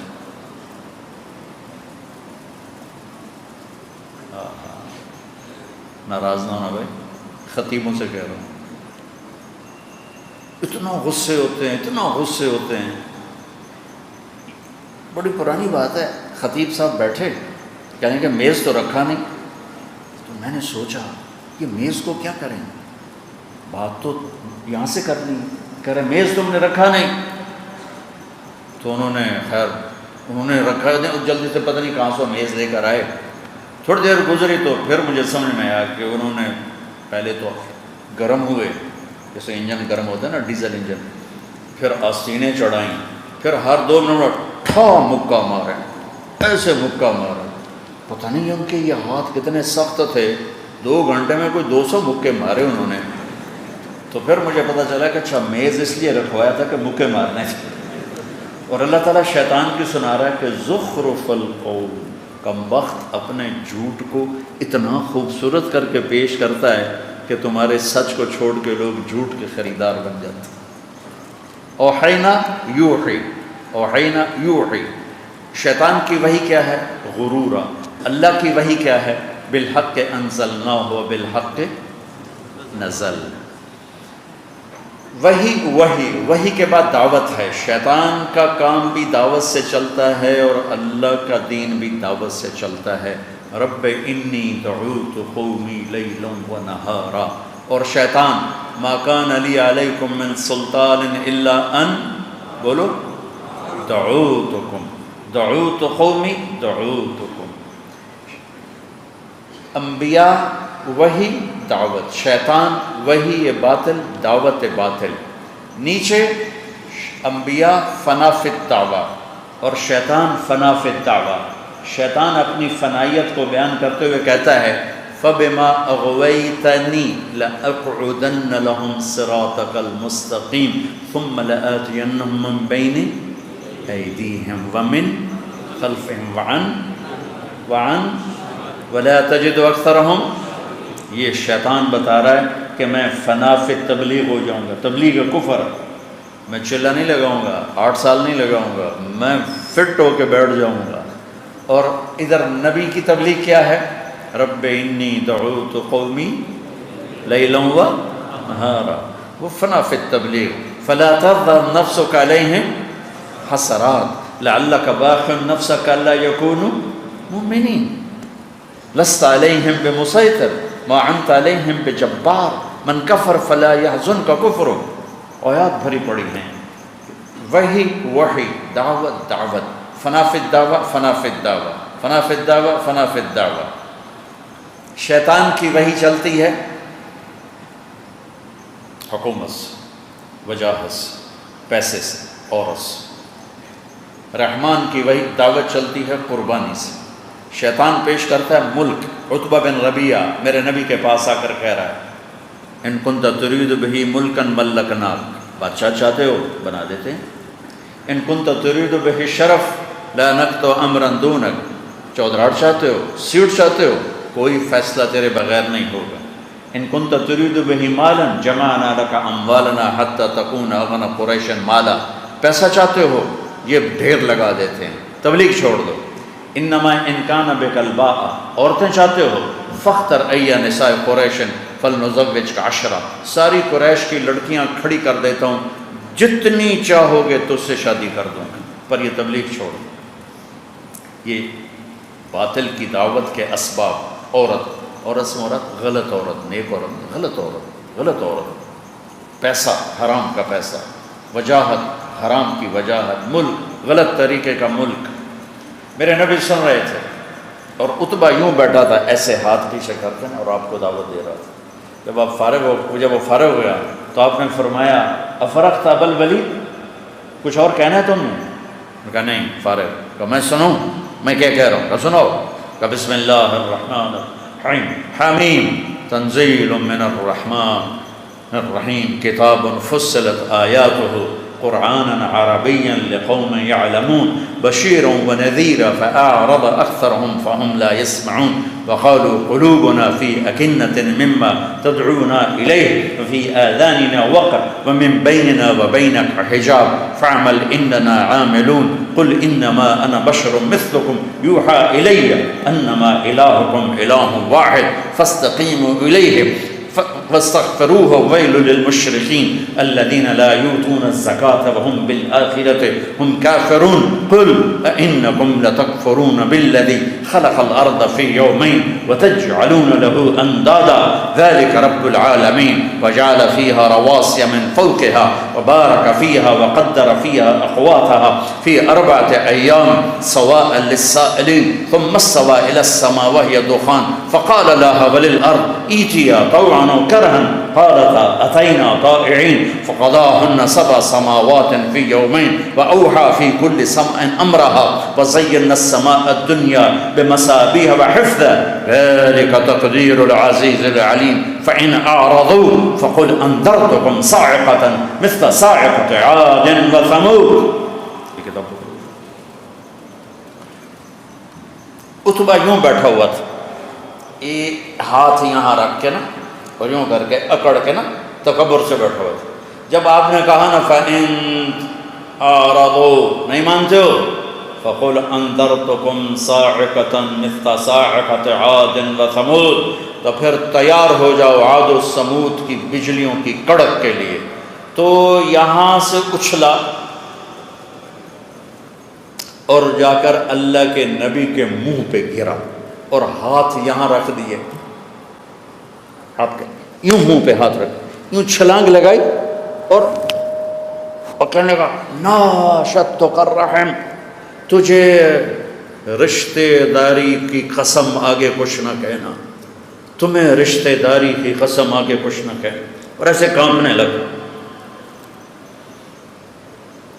واپس آیا، ابو جہل دیکھ کر کہنے لگا جیسے گیا تھا ویسے آ نہیں رہا، تو حقیقت کہنے لگا یا معاشر قریش اطیعونی اليوم وعصونی فیما بعد، ارے قریش آج مان لو پھر کبھی نہ ماننا، اس بندے کو اس کے حال پہ چھوڑ دو، یہ جیت گیا تو تمہاری عزت ہے، اور اسے غیروں نے ختم کیا تو تمہاری مراد پوری ہوگی، اس پہ نہ جاؤ، اس نے عاد و سمود کی بجلیوں کی کڑک سے ڈرایا ہے۔ وَإِنَّكُمْ لَتَعْلَمُونَ إِنَّ مُحَمَّدًا إِذَا قَالَ شَيْئًا لَمْ يَكْذِبْ، اور تمہیں خبر ہے جب وہ بولتا ہے تو سچ بولتا ہے۔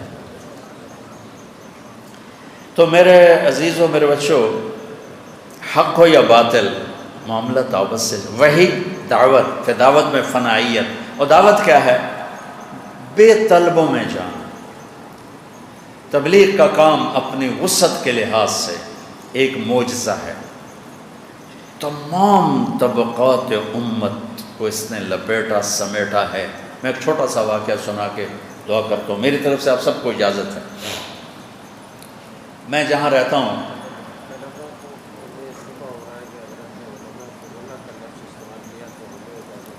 کیا یہ بھی علماء ہی ہیں یار مولانا، میرے لیے تو علماء ہیں، میں جو ان پڑھ بیٹھا ہوں ان کے سامنے، تو میرے لیے تو یہ بھی علماء ہی ہیں۔ یہ جو دورہ حدیث والے ہیں سب کو اجازت ہے۔ میں جہاں رہتا ہوں اس سے 3 میل کے فاصلے پر ایک قصبہ ہے تلمبا، اور ہمارا ضلع ہے ملتان۔ سن 1818 میں رنجیت سنگھ کا نام سنا ہے؟ تھوڑی تاریخ پڑھا کرو، بہت فائدہ ہوتا ہے۔ رنجیت سنگھ کا ایک لطیفہ بھی یاد آ گیا، صحیح، وہ ایک آنکھ جنگ میں ضائع ہو گئی، تو وہ کانا تھا، کانا کہتے ہیں جس کی ایک آنکھ ہے، تو اس کا ایک وزیر مسلمان تھا، تو وہ ایک دن رنجیت سنگھ سے کہنے لگا تم لوگ کہتے ہو تمہارے قرآن میں اللہ نے ہر چیز کا ذکر کیا، کہا جی، کا میرا ذکر کہاں ہے؟ رنجیت سنگھ نے کہا میرا ذکر کہاں ہے؟ تو وہ وزیر کہنے لگے تیرا ذکر کیسے ہوگا، تو کافر ہے، تیرا کیا ذکر ہوگا، تو آج پیدا ہو رہا ہے، قرآن 1200 سال پہلے آیا۔ کافر یہ نہ کہا کرو، قرآن میں ہر چیز کا ذکر ہے۔ شام کو وزیر اپنی محفل میں بیٹھا تو اس نے کہا آج مہاراج نے یہ بات کی، تو وزیر کا مراسی پنجاب کی خاص کلچرل چیز ہے جو آپ کراچی والوں اس کا مزہ نہیں لے سکتے۔ وہ کہنے لگا وزیر صاحب اب مجھے لے جاؤ، میں جواب دوں گا۔ کہا وہ ہے ہی نہیں ذکر، تو جواب کہاں سے دے گا؟ کہ میں دوں گا، مجھے لے جاؤ۔ اگلے دن دربار سجا تو وزیر کہنے لگا جی وہ کل آپ نے ایک سوال کیا تھا، کہا ہاں میرا ذکر کہاں ہے؟ کہ یہ ہمارا مراسی جواب دے گا، میں نے علماء کو تکلیف نہیں دی۔ تو وہ ذرا اپر ہینڈ ہو گیا، تو مراسی سے مہاراج نے پوچھا ہاں بھائی میرا ذکر قرآن میں ہے؟ کہا جی ہے۔ کتنی دفعہ بتاؤں؟ 1 دفعہ 10 دفعہ؟ کہ ایک ہی دفعہ بتا دے۔ تو میں نے بتایا نا وہ کانا تھا، کہنے لگا ہمارا قرآن 100 دفعہ کہتا ہے کان من الکافرین، کان من الکافرین، ایک کانا ہوگا کافروں میں سے ہوگا، تو ہی تو ہے وہ کانا۔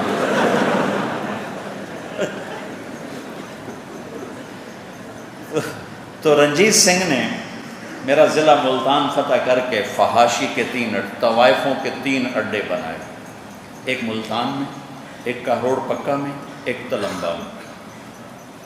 تلمبا مجھ سے 3 میل دور ہے، میرا ہوم ٹاؤن ہے۔ آج سے 10 سال پہلے مجھے خیال آیا میں ساری دنیا پھرتا ہوں اور یہ طوائفوں کا اڈا ہے، میں یہاں کبھی نہیں گیا، کیا یہ میرا گریبان نہیں پکڑیں گی قیامت کے دن؟ تو میں نے ایک مستورات کی جماعت منگوائی اور اس محلے کے قریب ایک گھر میں ان کو ٹھہرایا اور ان بچیوں کو وہاں جمع کیا، تو کوئی آئی نہیں، چند ایک 8-10 بہرحال ایک شروعات ہوئی۔ 10 برس کی کہانی کے بعد بچوں میں نے جانا شروع کیا، ان کو بلانا شروع کیا، ان سے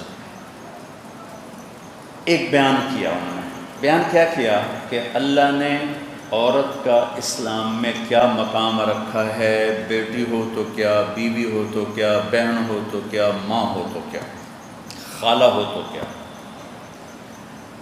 3 دن بعد 2 عورتیں میرے پاس آئیں میرے گاؤں، ایک ڈانسر تھی، ایک نائکا۔ نائکا ہوتی ہے جو نئی لڑکیاں تیار کرتی ہے۔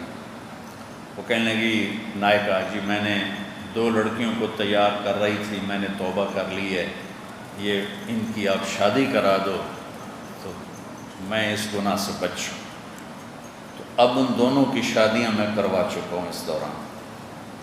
ڈانسر رقاصہ نے کہا جی میں نے اپنے بھائیوں سے کہا کہ میں نے اب یہ برا کام نہیں کرنا، تو انہوں نے یہ دیکھیں مار مار کے میرا سر پھاڑ دیا ہے، میرا خون نکل رہا ہے، اور وہ کہتے ہیں اگر تو یہ پیشہ نہیں کرے گی تو ہم روٹی کہاں سے کھائیں گے۔ تو میں نے انہیں کہا میرے ٹکڑے ٹکڑے کر دو، میں اب یہ کام نہیں کروں گی، اب میرا کہیں نکاح کرا دیں یا میرا وظیفہ لگا دیں تاکہ میں اس گندے کام سے بچ جاؤں۔ میں نے کہا بیٹی نکاح تو میرے بس میں نہیں، وظیفہ میرے بس میں ہے۔ میں نے اس کا فوری وظیفہ لگا دیا، وہ جو نائکا آئی تھی اس کا بھی وظیفہ لگا دیا۔ پھر کچھ عرصے بعد میں نے ان کو عمرے پہ بھیج دیا، پھر کچھ عرصے بعد کچھ اور کو عمرے پہ بھیج دیا، اور ان میں جمعہ تعلیم کا حلقہ جاری کیا، ہر جمعے تعلیم۔ لیکن وہ تعلیم ایسے نہیں ہوتی تھی جیسے ہمارا سارے اصول آداب پر، وہ تو بے پردہ ہیں، ان کو کوئی حجاب نہیں، تو وہ سامنے آ کے بیٹھتی اور ایک ہمارے 2 ساتھی جا کے تعلیم کراتے۔ تو بچوں میرے اس رب کا کرم ہے، 200 بچیاں پیشہ کرتی تھی، آج وہ سب توبہ کر کے بیٹھی، 200 بچیاں۔ اور میں نے ان کے وظیفے لگا، چونکہ میں نے ایک سے کہا تو اپنی بیٹی کی شادی کر، میں خرچہ کروں گا۔ کہنے لگی آپ رشتہ ڈھونڈو۔ میں نے کہا میں کہاں سے ڈھونڈوں، تو ہی ڈھونڈ۔ تو آگے کہنے لگی مولانا طوائف کے کوٹھے پہ کون آتے، یہاں لوگ کپڑے اتارنے آتے ہیں، رشتہ مانگنے نہیں آتے۔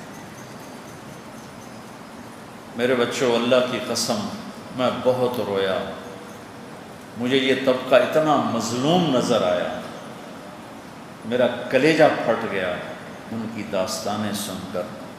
ان کی عزتوں سے کھیلنے والے اسی طرح چودھری صاحب ہیں، میاں صاحب ہیں، سیٹھ صاحب ہیں، نواب صاحب ہیں، اور ان کے ماتھے پہ طوائف کا داغ لگا، جو موت بھی نہیں دھوتی، ان کے جنازے کو نہیں پڑھتا، ان کے دفن میں کوئی نہیں شریک ہوتا۔ حالانکہ اللہ کی قسم مظلوم ترین طبقہ ہے، ایسی ایسی داستانیں آپ کا کلیجہ پھٹ جائے۔ ایک دور وہ تھا میں اس بازار سے گزرتا نہیں تھا، تہمت، اتقوا مظنۃ التہمہ۔ اللہ نے میرا دوسرا دور آیا جب میرے اندر ان کی محبت اور ہمدردی ڈالی، میں ان کے گھروں میں گیا، ان کے پاس بیٹھا، ان کی کہانیاں سنی، ان کی درد بھری داستانیں سنی، ان کے وظیفے لگائے۔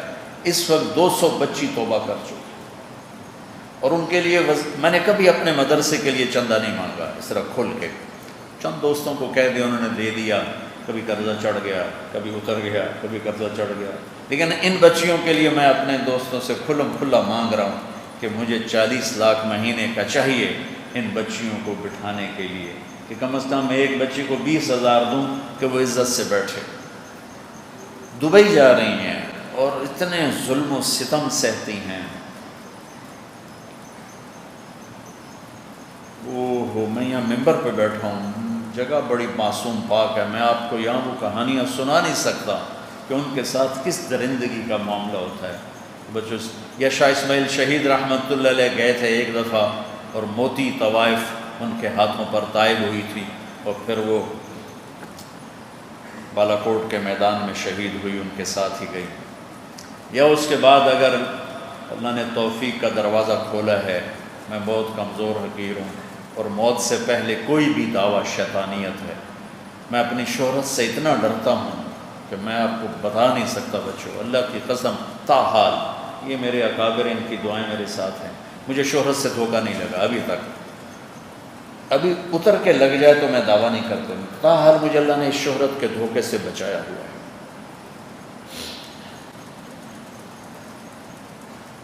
میں آپ کو بتا نہیں سکتا کہ کتنا دکھ درد میں نے اپنے اندر محسوس کیا ان بچیوں کی داستانیں سن کر۔ میں انہیں عزت دینے کے لیے بے قرار ہوں. میں نے انہیں گھر میں مجھے چاہے بھیک مانگنی پڑی میں ان کے لیے لوگوں سے مانگوں گا. میں نے کبھی مدرسوں کے لیے نہیں مانگا. بیٹھ کے عزت کے ساتھ اللہ نے پہنچا دیا, چلا دیا, کہہ دیا بھئی ہوگا تمہیں روٹی کھلائیں گے, نہیں ہوگا نہیں کھلائیں, اپنا انتظام خود کرو, مدرسے والوں کے ذمہ نہیں ہے تمہیں روٹی کھلانا. یہ تو احسان ہے اہل مدارس کا کہ تمہیں بٹھا کے روٹیاں کھلاتے ہیں اور تمہاری ضرورتوں کا خیال کرتے ہیں, ورنہ یہ تمہارے ذمہ ہے اپنے اخراجات اٹھاؤ اور آ کے تعلیم حاصل. لیکن ان بچیوں کے لیے میں پھر رہا ہوں اور میں مانگ رہا ہوں. اس تبلیغ کی محنت کو اللہ نے اس طرح گھر گھر پہنچایا ہے, گھر گھر پہنچایا. پہلی دفعہ جب ہم نے ان سے بات کی اور ہم نے ان سے کہا کہ بچیوں ہم آپ کے پاس آئے ہیں, آپ کو عزت کی چادر پہنانا, سادہ سا جملہ ہے, آپ کو عزت کی چادر پہنا. جو ہمارا ساتھی عام طور پر روافظ ہیں, آپ کو بی بی فاطمہ کی چادر پہنانے آئے ہیں. ان کی چیخیں نکل گئی. وہ کہنے لگیں یہاں لوگ کپڑے اتارنے آتے ہیں, چادر پہنانے کوئی نہیں آتا, تم کون؟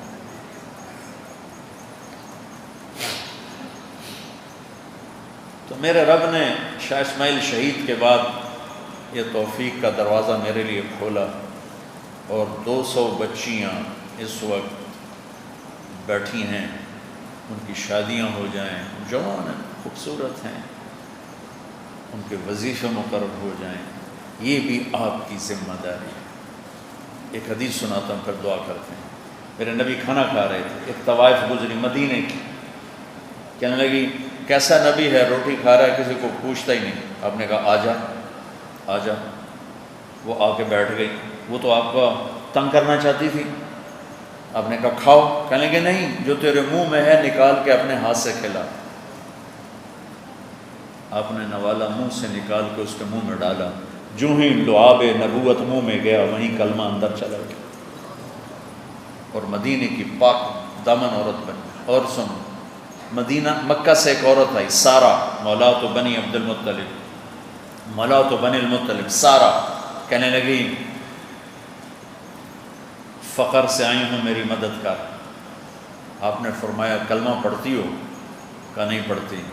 بس میری مدد کر, میں غریب غربت کا شکار ہوں. کون تھی؟ طوائف تھی مکے کی. کون تھی؟ مغنیہ, گانے والی تھی اور طوائف تھی. اور میرے نبی پوچھ رہے ہیں کلمہ پڑھتی ہو؟ کہ نہیں پڑھتی. میرے نبی نے فرمایا تو بڑا اچھا گاتی تھی, مکے والوں نے تیرا گانا چھوڑ دیا سننا؟ تو کہنے لگی جب سے بدر میں ان کے بڑے سردار قتل ہوئے انہوں نے میرا گانا سننا چھوڑ دیا.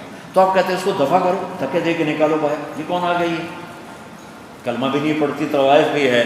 آپ نے کہا میرے اہل بیت اس عورت کی جھولی بھر دو. یہ وہ عورت ہے جس کو حاطب بن ابی بلتہ نے خط دیا تھا کہ جا کے مکے والوں کو دے دے. یہ وہ عورت. تو میرے نبی نے ہمیں 2 واقعے مجھے سیرت سے ملے ہیں, اس کے علاوہ بھی ہوں گے, میرا اتنا مطالعہ تو ہے نہیں. آپ نے مکے کی طوائف کو اس عزت کے ساتھ جھولی بھر کے بھیجا. آپ نے اس طوائف کو اپنے ہاتھ سے لقمہ منہ میں ڈالا. ہم گناہگاروں سے نفرت کرتے ہیں, حالانکہ آپ تو طبیب ہو. طبیب مریض سے نفرت کرے گا تو علاج ہوگا؟ طبیب اگر مریض سے نفرت کرے گا تو علاج ہوگا؟ اب پھرو آپ کو پتہ چلے لوگ کس دکھ درد کے ساتھ. تو اس تبلیغ کی محنت میں جب آپ اللہ تعالیٰ آپ کو موقع دے, آپ کچھ وقت لگانا, میں نہیں کہتا ہوں سال لگاؤ, جتنا آپ کا جی چاہے لگا لینا, لیکن آپ کو انشاءاللہ فائدہ ہوگا کہ یہ اللہ کا پیغام چلتے چلتے چلتے چلتے طوائفوں کے گھروں تک چلا گیا. اور صرف گیا نہیں ہے, زندگیاں بدل گئی ہیں. اب انہوں نے خود پیشکش کی کہ یہاں ہم جگہ دیتی ہیں, آپ یہاں مدرسہ بناؤ, ہمارے بچوں کو سکھاؤ, ہماری بچیوں کو سکھاؤ.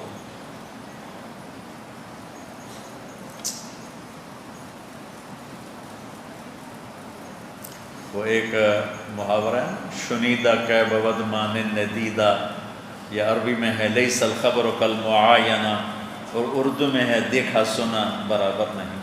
میں اس درد بھری داستانوں کو جو سنتا ہوں, ان کے چہروں کو دیکھتا ہوں, ان کو روتے تڑپتے, میں آپ کو کیسے سنوں؟ کلیجے پھاڑ دینے والی داستان. تو صرف آپ بڑے خوش قسمت ہیں, آپ کی صبح علم میں, آپ کی شام علم میں, آپ کے نصیب بڑے اونچے ہیں. لیکن جو نہیں چاہتی جہنم کا ایندھن بنے، اپنی عزت کے سودے نہیں کرنا چاہتی، کوئی ان کو بھی جا کے دین سکھاتا، کوئی ان کو بھی جا کے اللہ کا پیغام سناتا۔ یہ بھی ہماری یہ بھی ہماری ذمہ داری ہے۔ اللہ آپ کے علم میں برکت دے۔ میرے لیے دعا کر دینا، میں خالی نام لیے پھرتا ہوں۔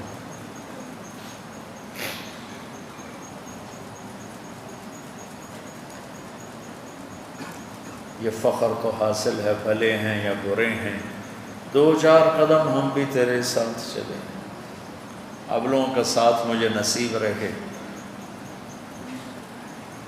اللہ مجھے فتنوں سے بچائے۔ آپ سب کی دعا کا، اور یہاں خاص طور پر مولانا چشتی صاحب کی دعا کا محتاج ہوں، آپ سب کی دعا کا محتاج ہوں۔ اور نیت کرو امت کے ہر طبقے میں اللہ کا پیغام پہنچانا ہے، صرف یہ نہیں کہ ممبر پہ بیٹھ کے تقریر جھاڑی اور چلے گئے۔ نیت کرتے ہو نا؟ اللہم لک الحمد کما انت اہلہ وصلی علی محمد کما انت اہلہ وفعل بنا ما انت اہلہ انک اہل التقوی و اہل المغفرہ۔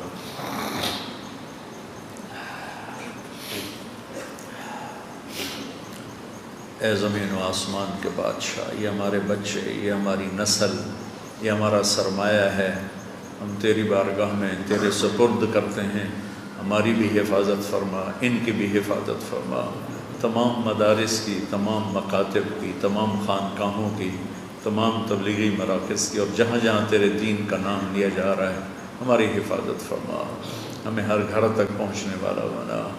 یا اللہ تیری دنیا ہمیں عالم کہتی، کوئی ہمیں نیک، کوئی ہمیں مفسر کہتا ہے، کوئی ہمیں محدث کہتا ہے، اور تجھے خوب علم ہے، ہم بالکل جاہل۔ میرے مالک تو نے ستاری کو معاملہ کیا ہوا ہے، تو آج ہم سر اٹھا کے چل رہے ہیں، تو ہمارے راز کھول دے تو ہم میرے مولا کسی کو منہ دکھانے کے قابل۔ زندگی کی آخری بات ایام ہے میرے مولا، زندگی بھر تو نے نیک نسبت سے چل، نیکوں کے ساتھ چل، یہ آخری آئی مردود نہ کر، ٹھکرا نہ دینا۔ ان بچوں کی طفیل جو تیرے علم کے لیے نکلے ہیں، یہ سب جوان ہیں جو تیری بندگی میں پروان چڑھے ہیں، یہ علماء جو تیرے دین پڑھاتے پڑھاتے بیماریوں کا شکار ہو گئے، اور یا اللہ کتنی ضرورتیں سینے میں دفن لیے کیے پھرتے ہیں، ان کی محنتوں کی طفیل یا اللہ ہم پر کرم فرما، ہمارے ان بچوں پر کرم فرما، ہماری نسل پہ کرم فرما۔ ہم بڑے ٹھکرائے ہوئے، پوری دنیا کا باطل ہمارا مذاق اڑاتا ہے، تمہارا رب کدھر ہے؟ تمہارا رب بلاؤ اسے۔ میرا تیری بڑی مہربانی، تو آج میرے تیری بڑی تھک گیا میرے، زندگی کی شام ہونے والی، زندگی کا سورج ڈوبنے کو آ چکا ہے، اکھیاں پتھر آ گئی ہیں تیری مدد کو دیکھنے کے انتظار میں۔ کان یا اللہ سن ہو رہے ہیں تیری مدد کی پکار، تیری مدد کو سننے کے لیے۔ اے مولا ہم گندے فقیر حقیر ہیں، لیکن تیرے محبوب ابو بکر کہاں سے لاؤ، عمر کہاں سے لاؤ، عثمان کہاں سے، علی کہاں سے؟ ہم ہی ہیں گندے حقیر ذلیل میرے مولا، ہمارے پاس کوئی سرمایہ نہیں، ہم فقیر ہیں میرے مولا۔ فقیر پہ سخی رحم کیا کرتا ہے۔ یہ ہمارے بچے فقیر، ہمارے مدرسے فقیر، ہماری خانقاہیں فقیر، ہمارے تبلیغی مرکز گرے پڑے ہیں، یا ہمارے پاس الفاظ ختم ہو گئے ہیں، غم کی وجہ سے، دکھ کی وجہ سے، نہ بولا جاتا ہے نہ مانگا جاتا ہے۔ ہمارے آنسو قبول فرما لے، ہماری فریادیں قبول فرما، ہماری یہ ہائے ہائے قبول فرما۔ بچہ ہائے کرتا ہے، ماں تڑپ جاتی ہے، اے ماں سے زیادہ پیار کرنے والے اللہ تو بھی ہماری ہائے لبیک کہتے، ہماری ہائے کو سن لے، ہمارے عرشوں کے دروازے کھول، اے آسمان ہم کے دروازوں کھل جاؤ، آج ہمارے سامنے سے ہٹ جاؤ۔ اے جامعۃ الرشید مسجد کے فرشتوں، آج یہ بچے رو رہے ہیں، علماء رو رہے ہیں، آج تم بھی آنسو بہا، آج ہمارا رب ہمیں منا، ہمارا روٹھا رب ہمیں منا، آج ہمارا روٹھا رب ہمیں منا۔ ایمان سے روٹ گیا، ہم اسے راضی کرنا چاہتے ہیں۔ تم واپس جا کے اللہ کو سناؤ، تیرے محبوب کی امت کو تڑپتا دیکھ کے آئے، تیرے محبوب کی امت کے طلباء علماء کو روتا دیکھ کے آئے، ہمارے نبی کو بھی ہمارا پیغام پہنچاؤ، اور آپ نے ہمارے رب کو، اے مسجد کے فرشتوں، آج تمہارا رونا بھی ایسا ہو کہ اللہ کا عرش ہل جائے، آسمان کے دروازے کھل جائے، اور ہمارے مولا کی مدد نصرت ہم پہ اتر ہے۔ ہم تجھ سے دنیا بھی مانگتے اور آخرت بھی مانگتے، دنیا اور آخرت کی ہر خیر نصیب فرما، ہر شر سے بچا۔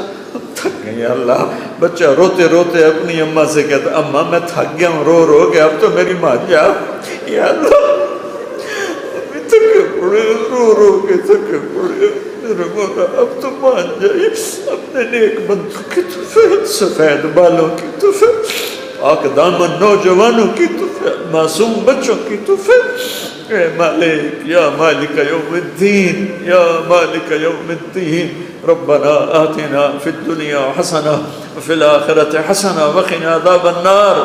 ہمارے بیماروں کو صحت عطا فرما، ہمارے اکابر کو صحت تندرستی عطا فرما، ہمارے مدارس کی حفاظت فرما، جو بیمار ہیں ان کی حفاظت فرما، ان بچوں کو علم والا بنا، حلم والا بنا، تقوی والا بنا، طہارت والا بنا، ان کو دنیاوی غنا بھی عطا فرما اور قلبی غنا بھی عطا فرما، ہمارے تمام مدارس مراکز خانقاہوں کی حفاظت فرما۔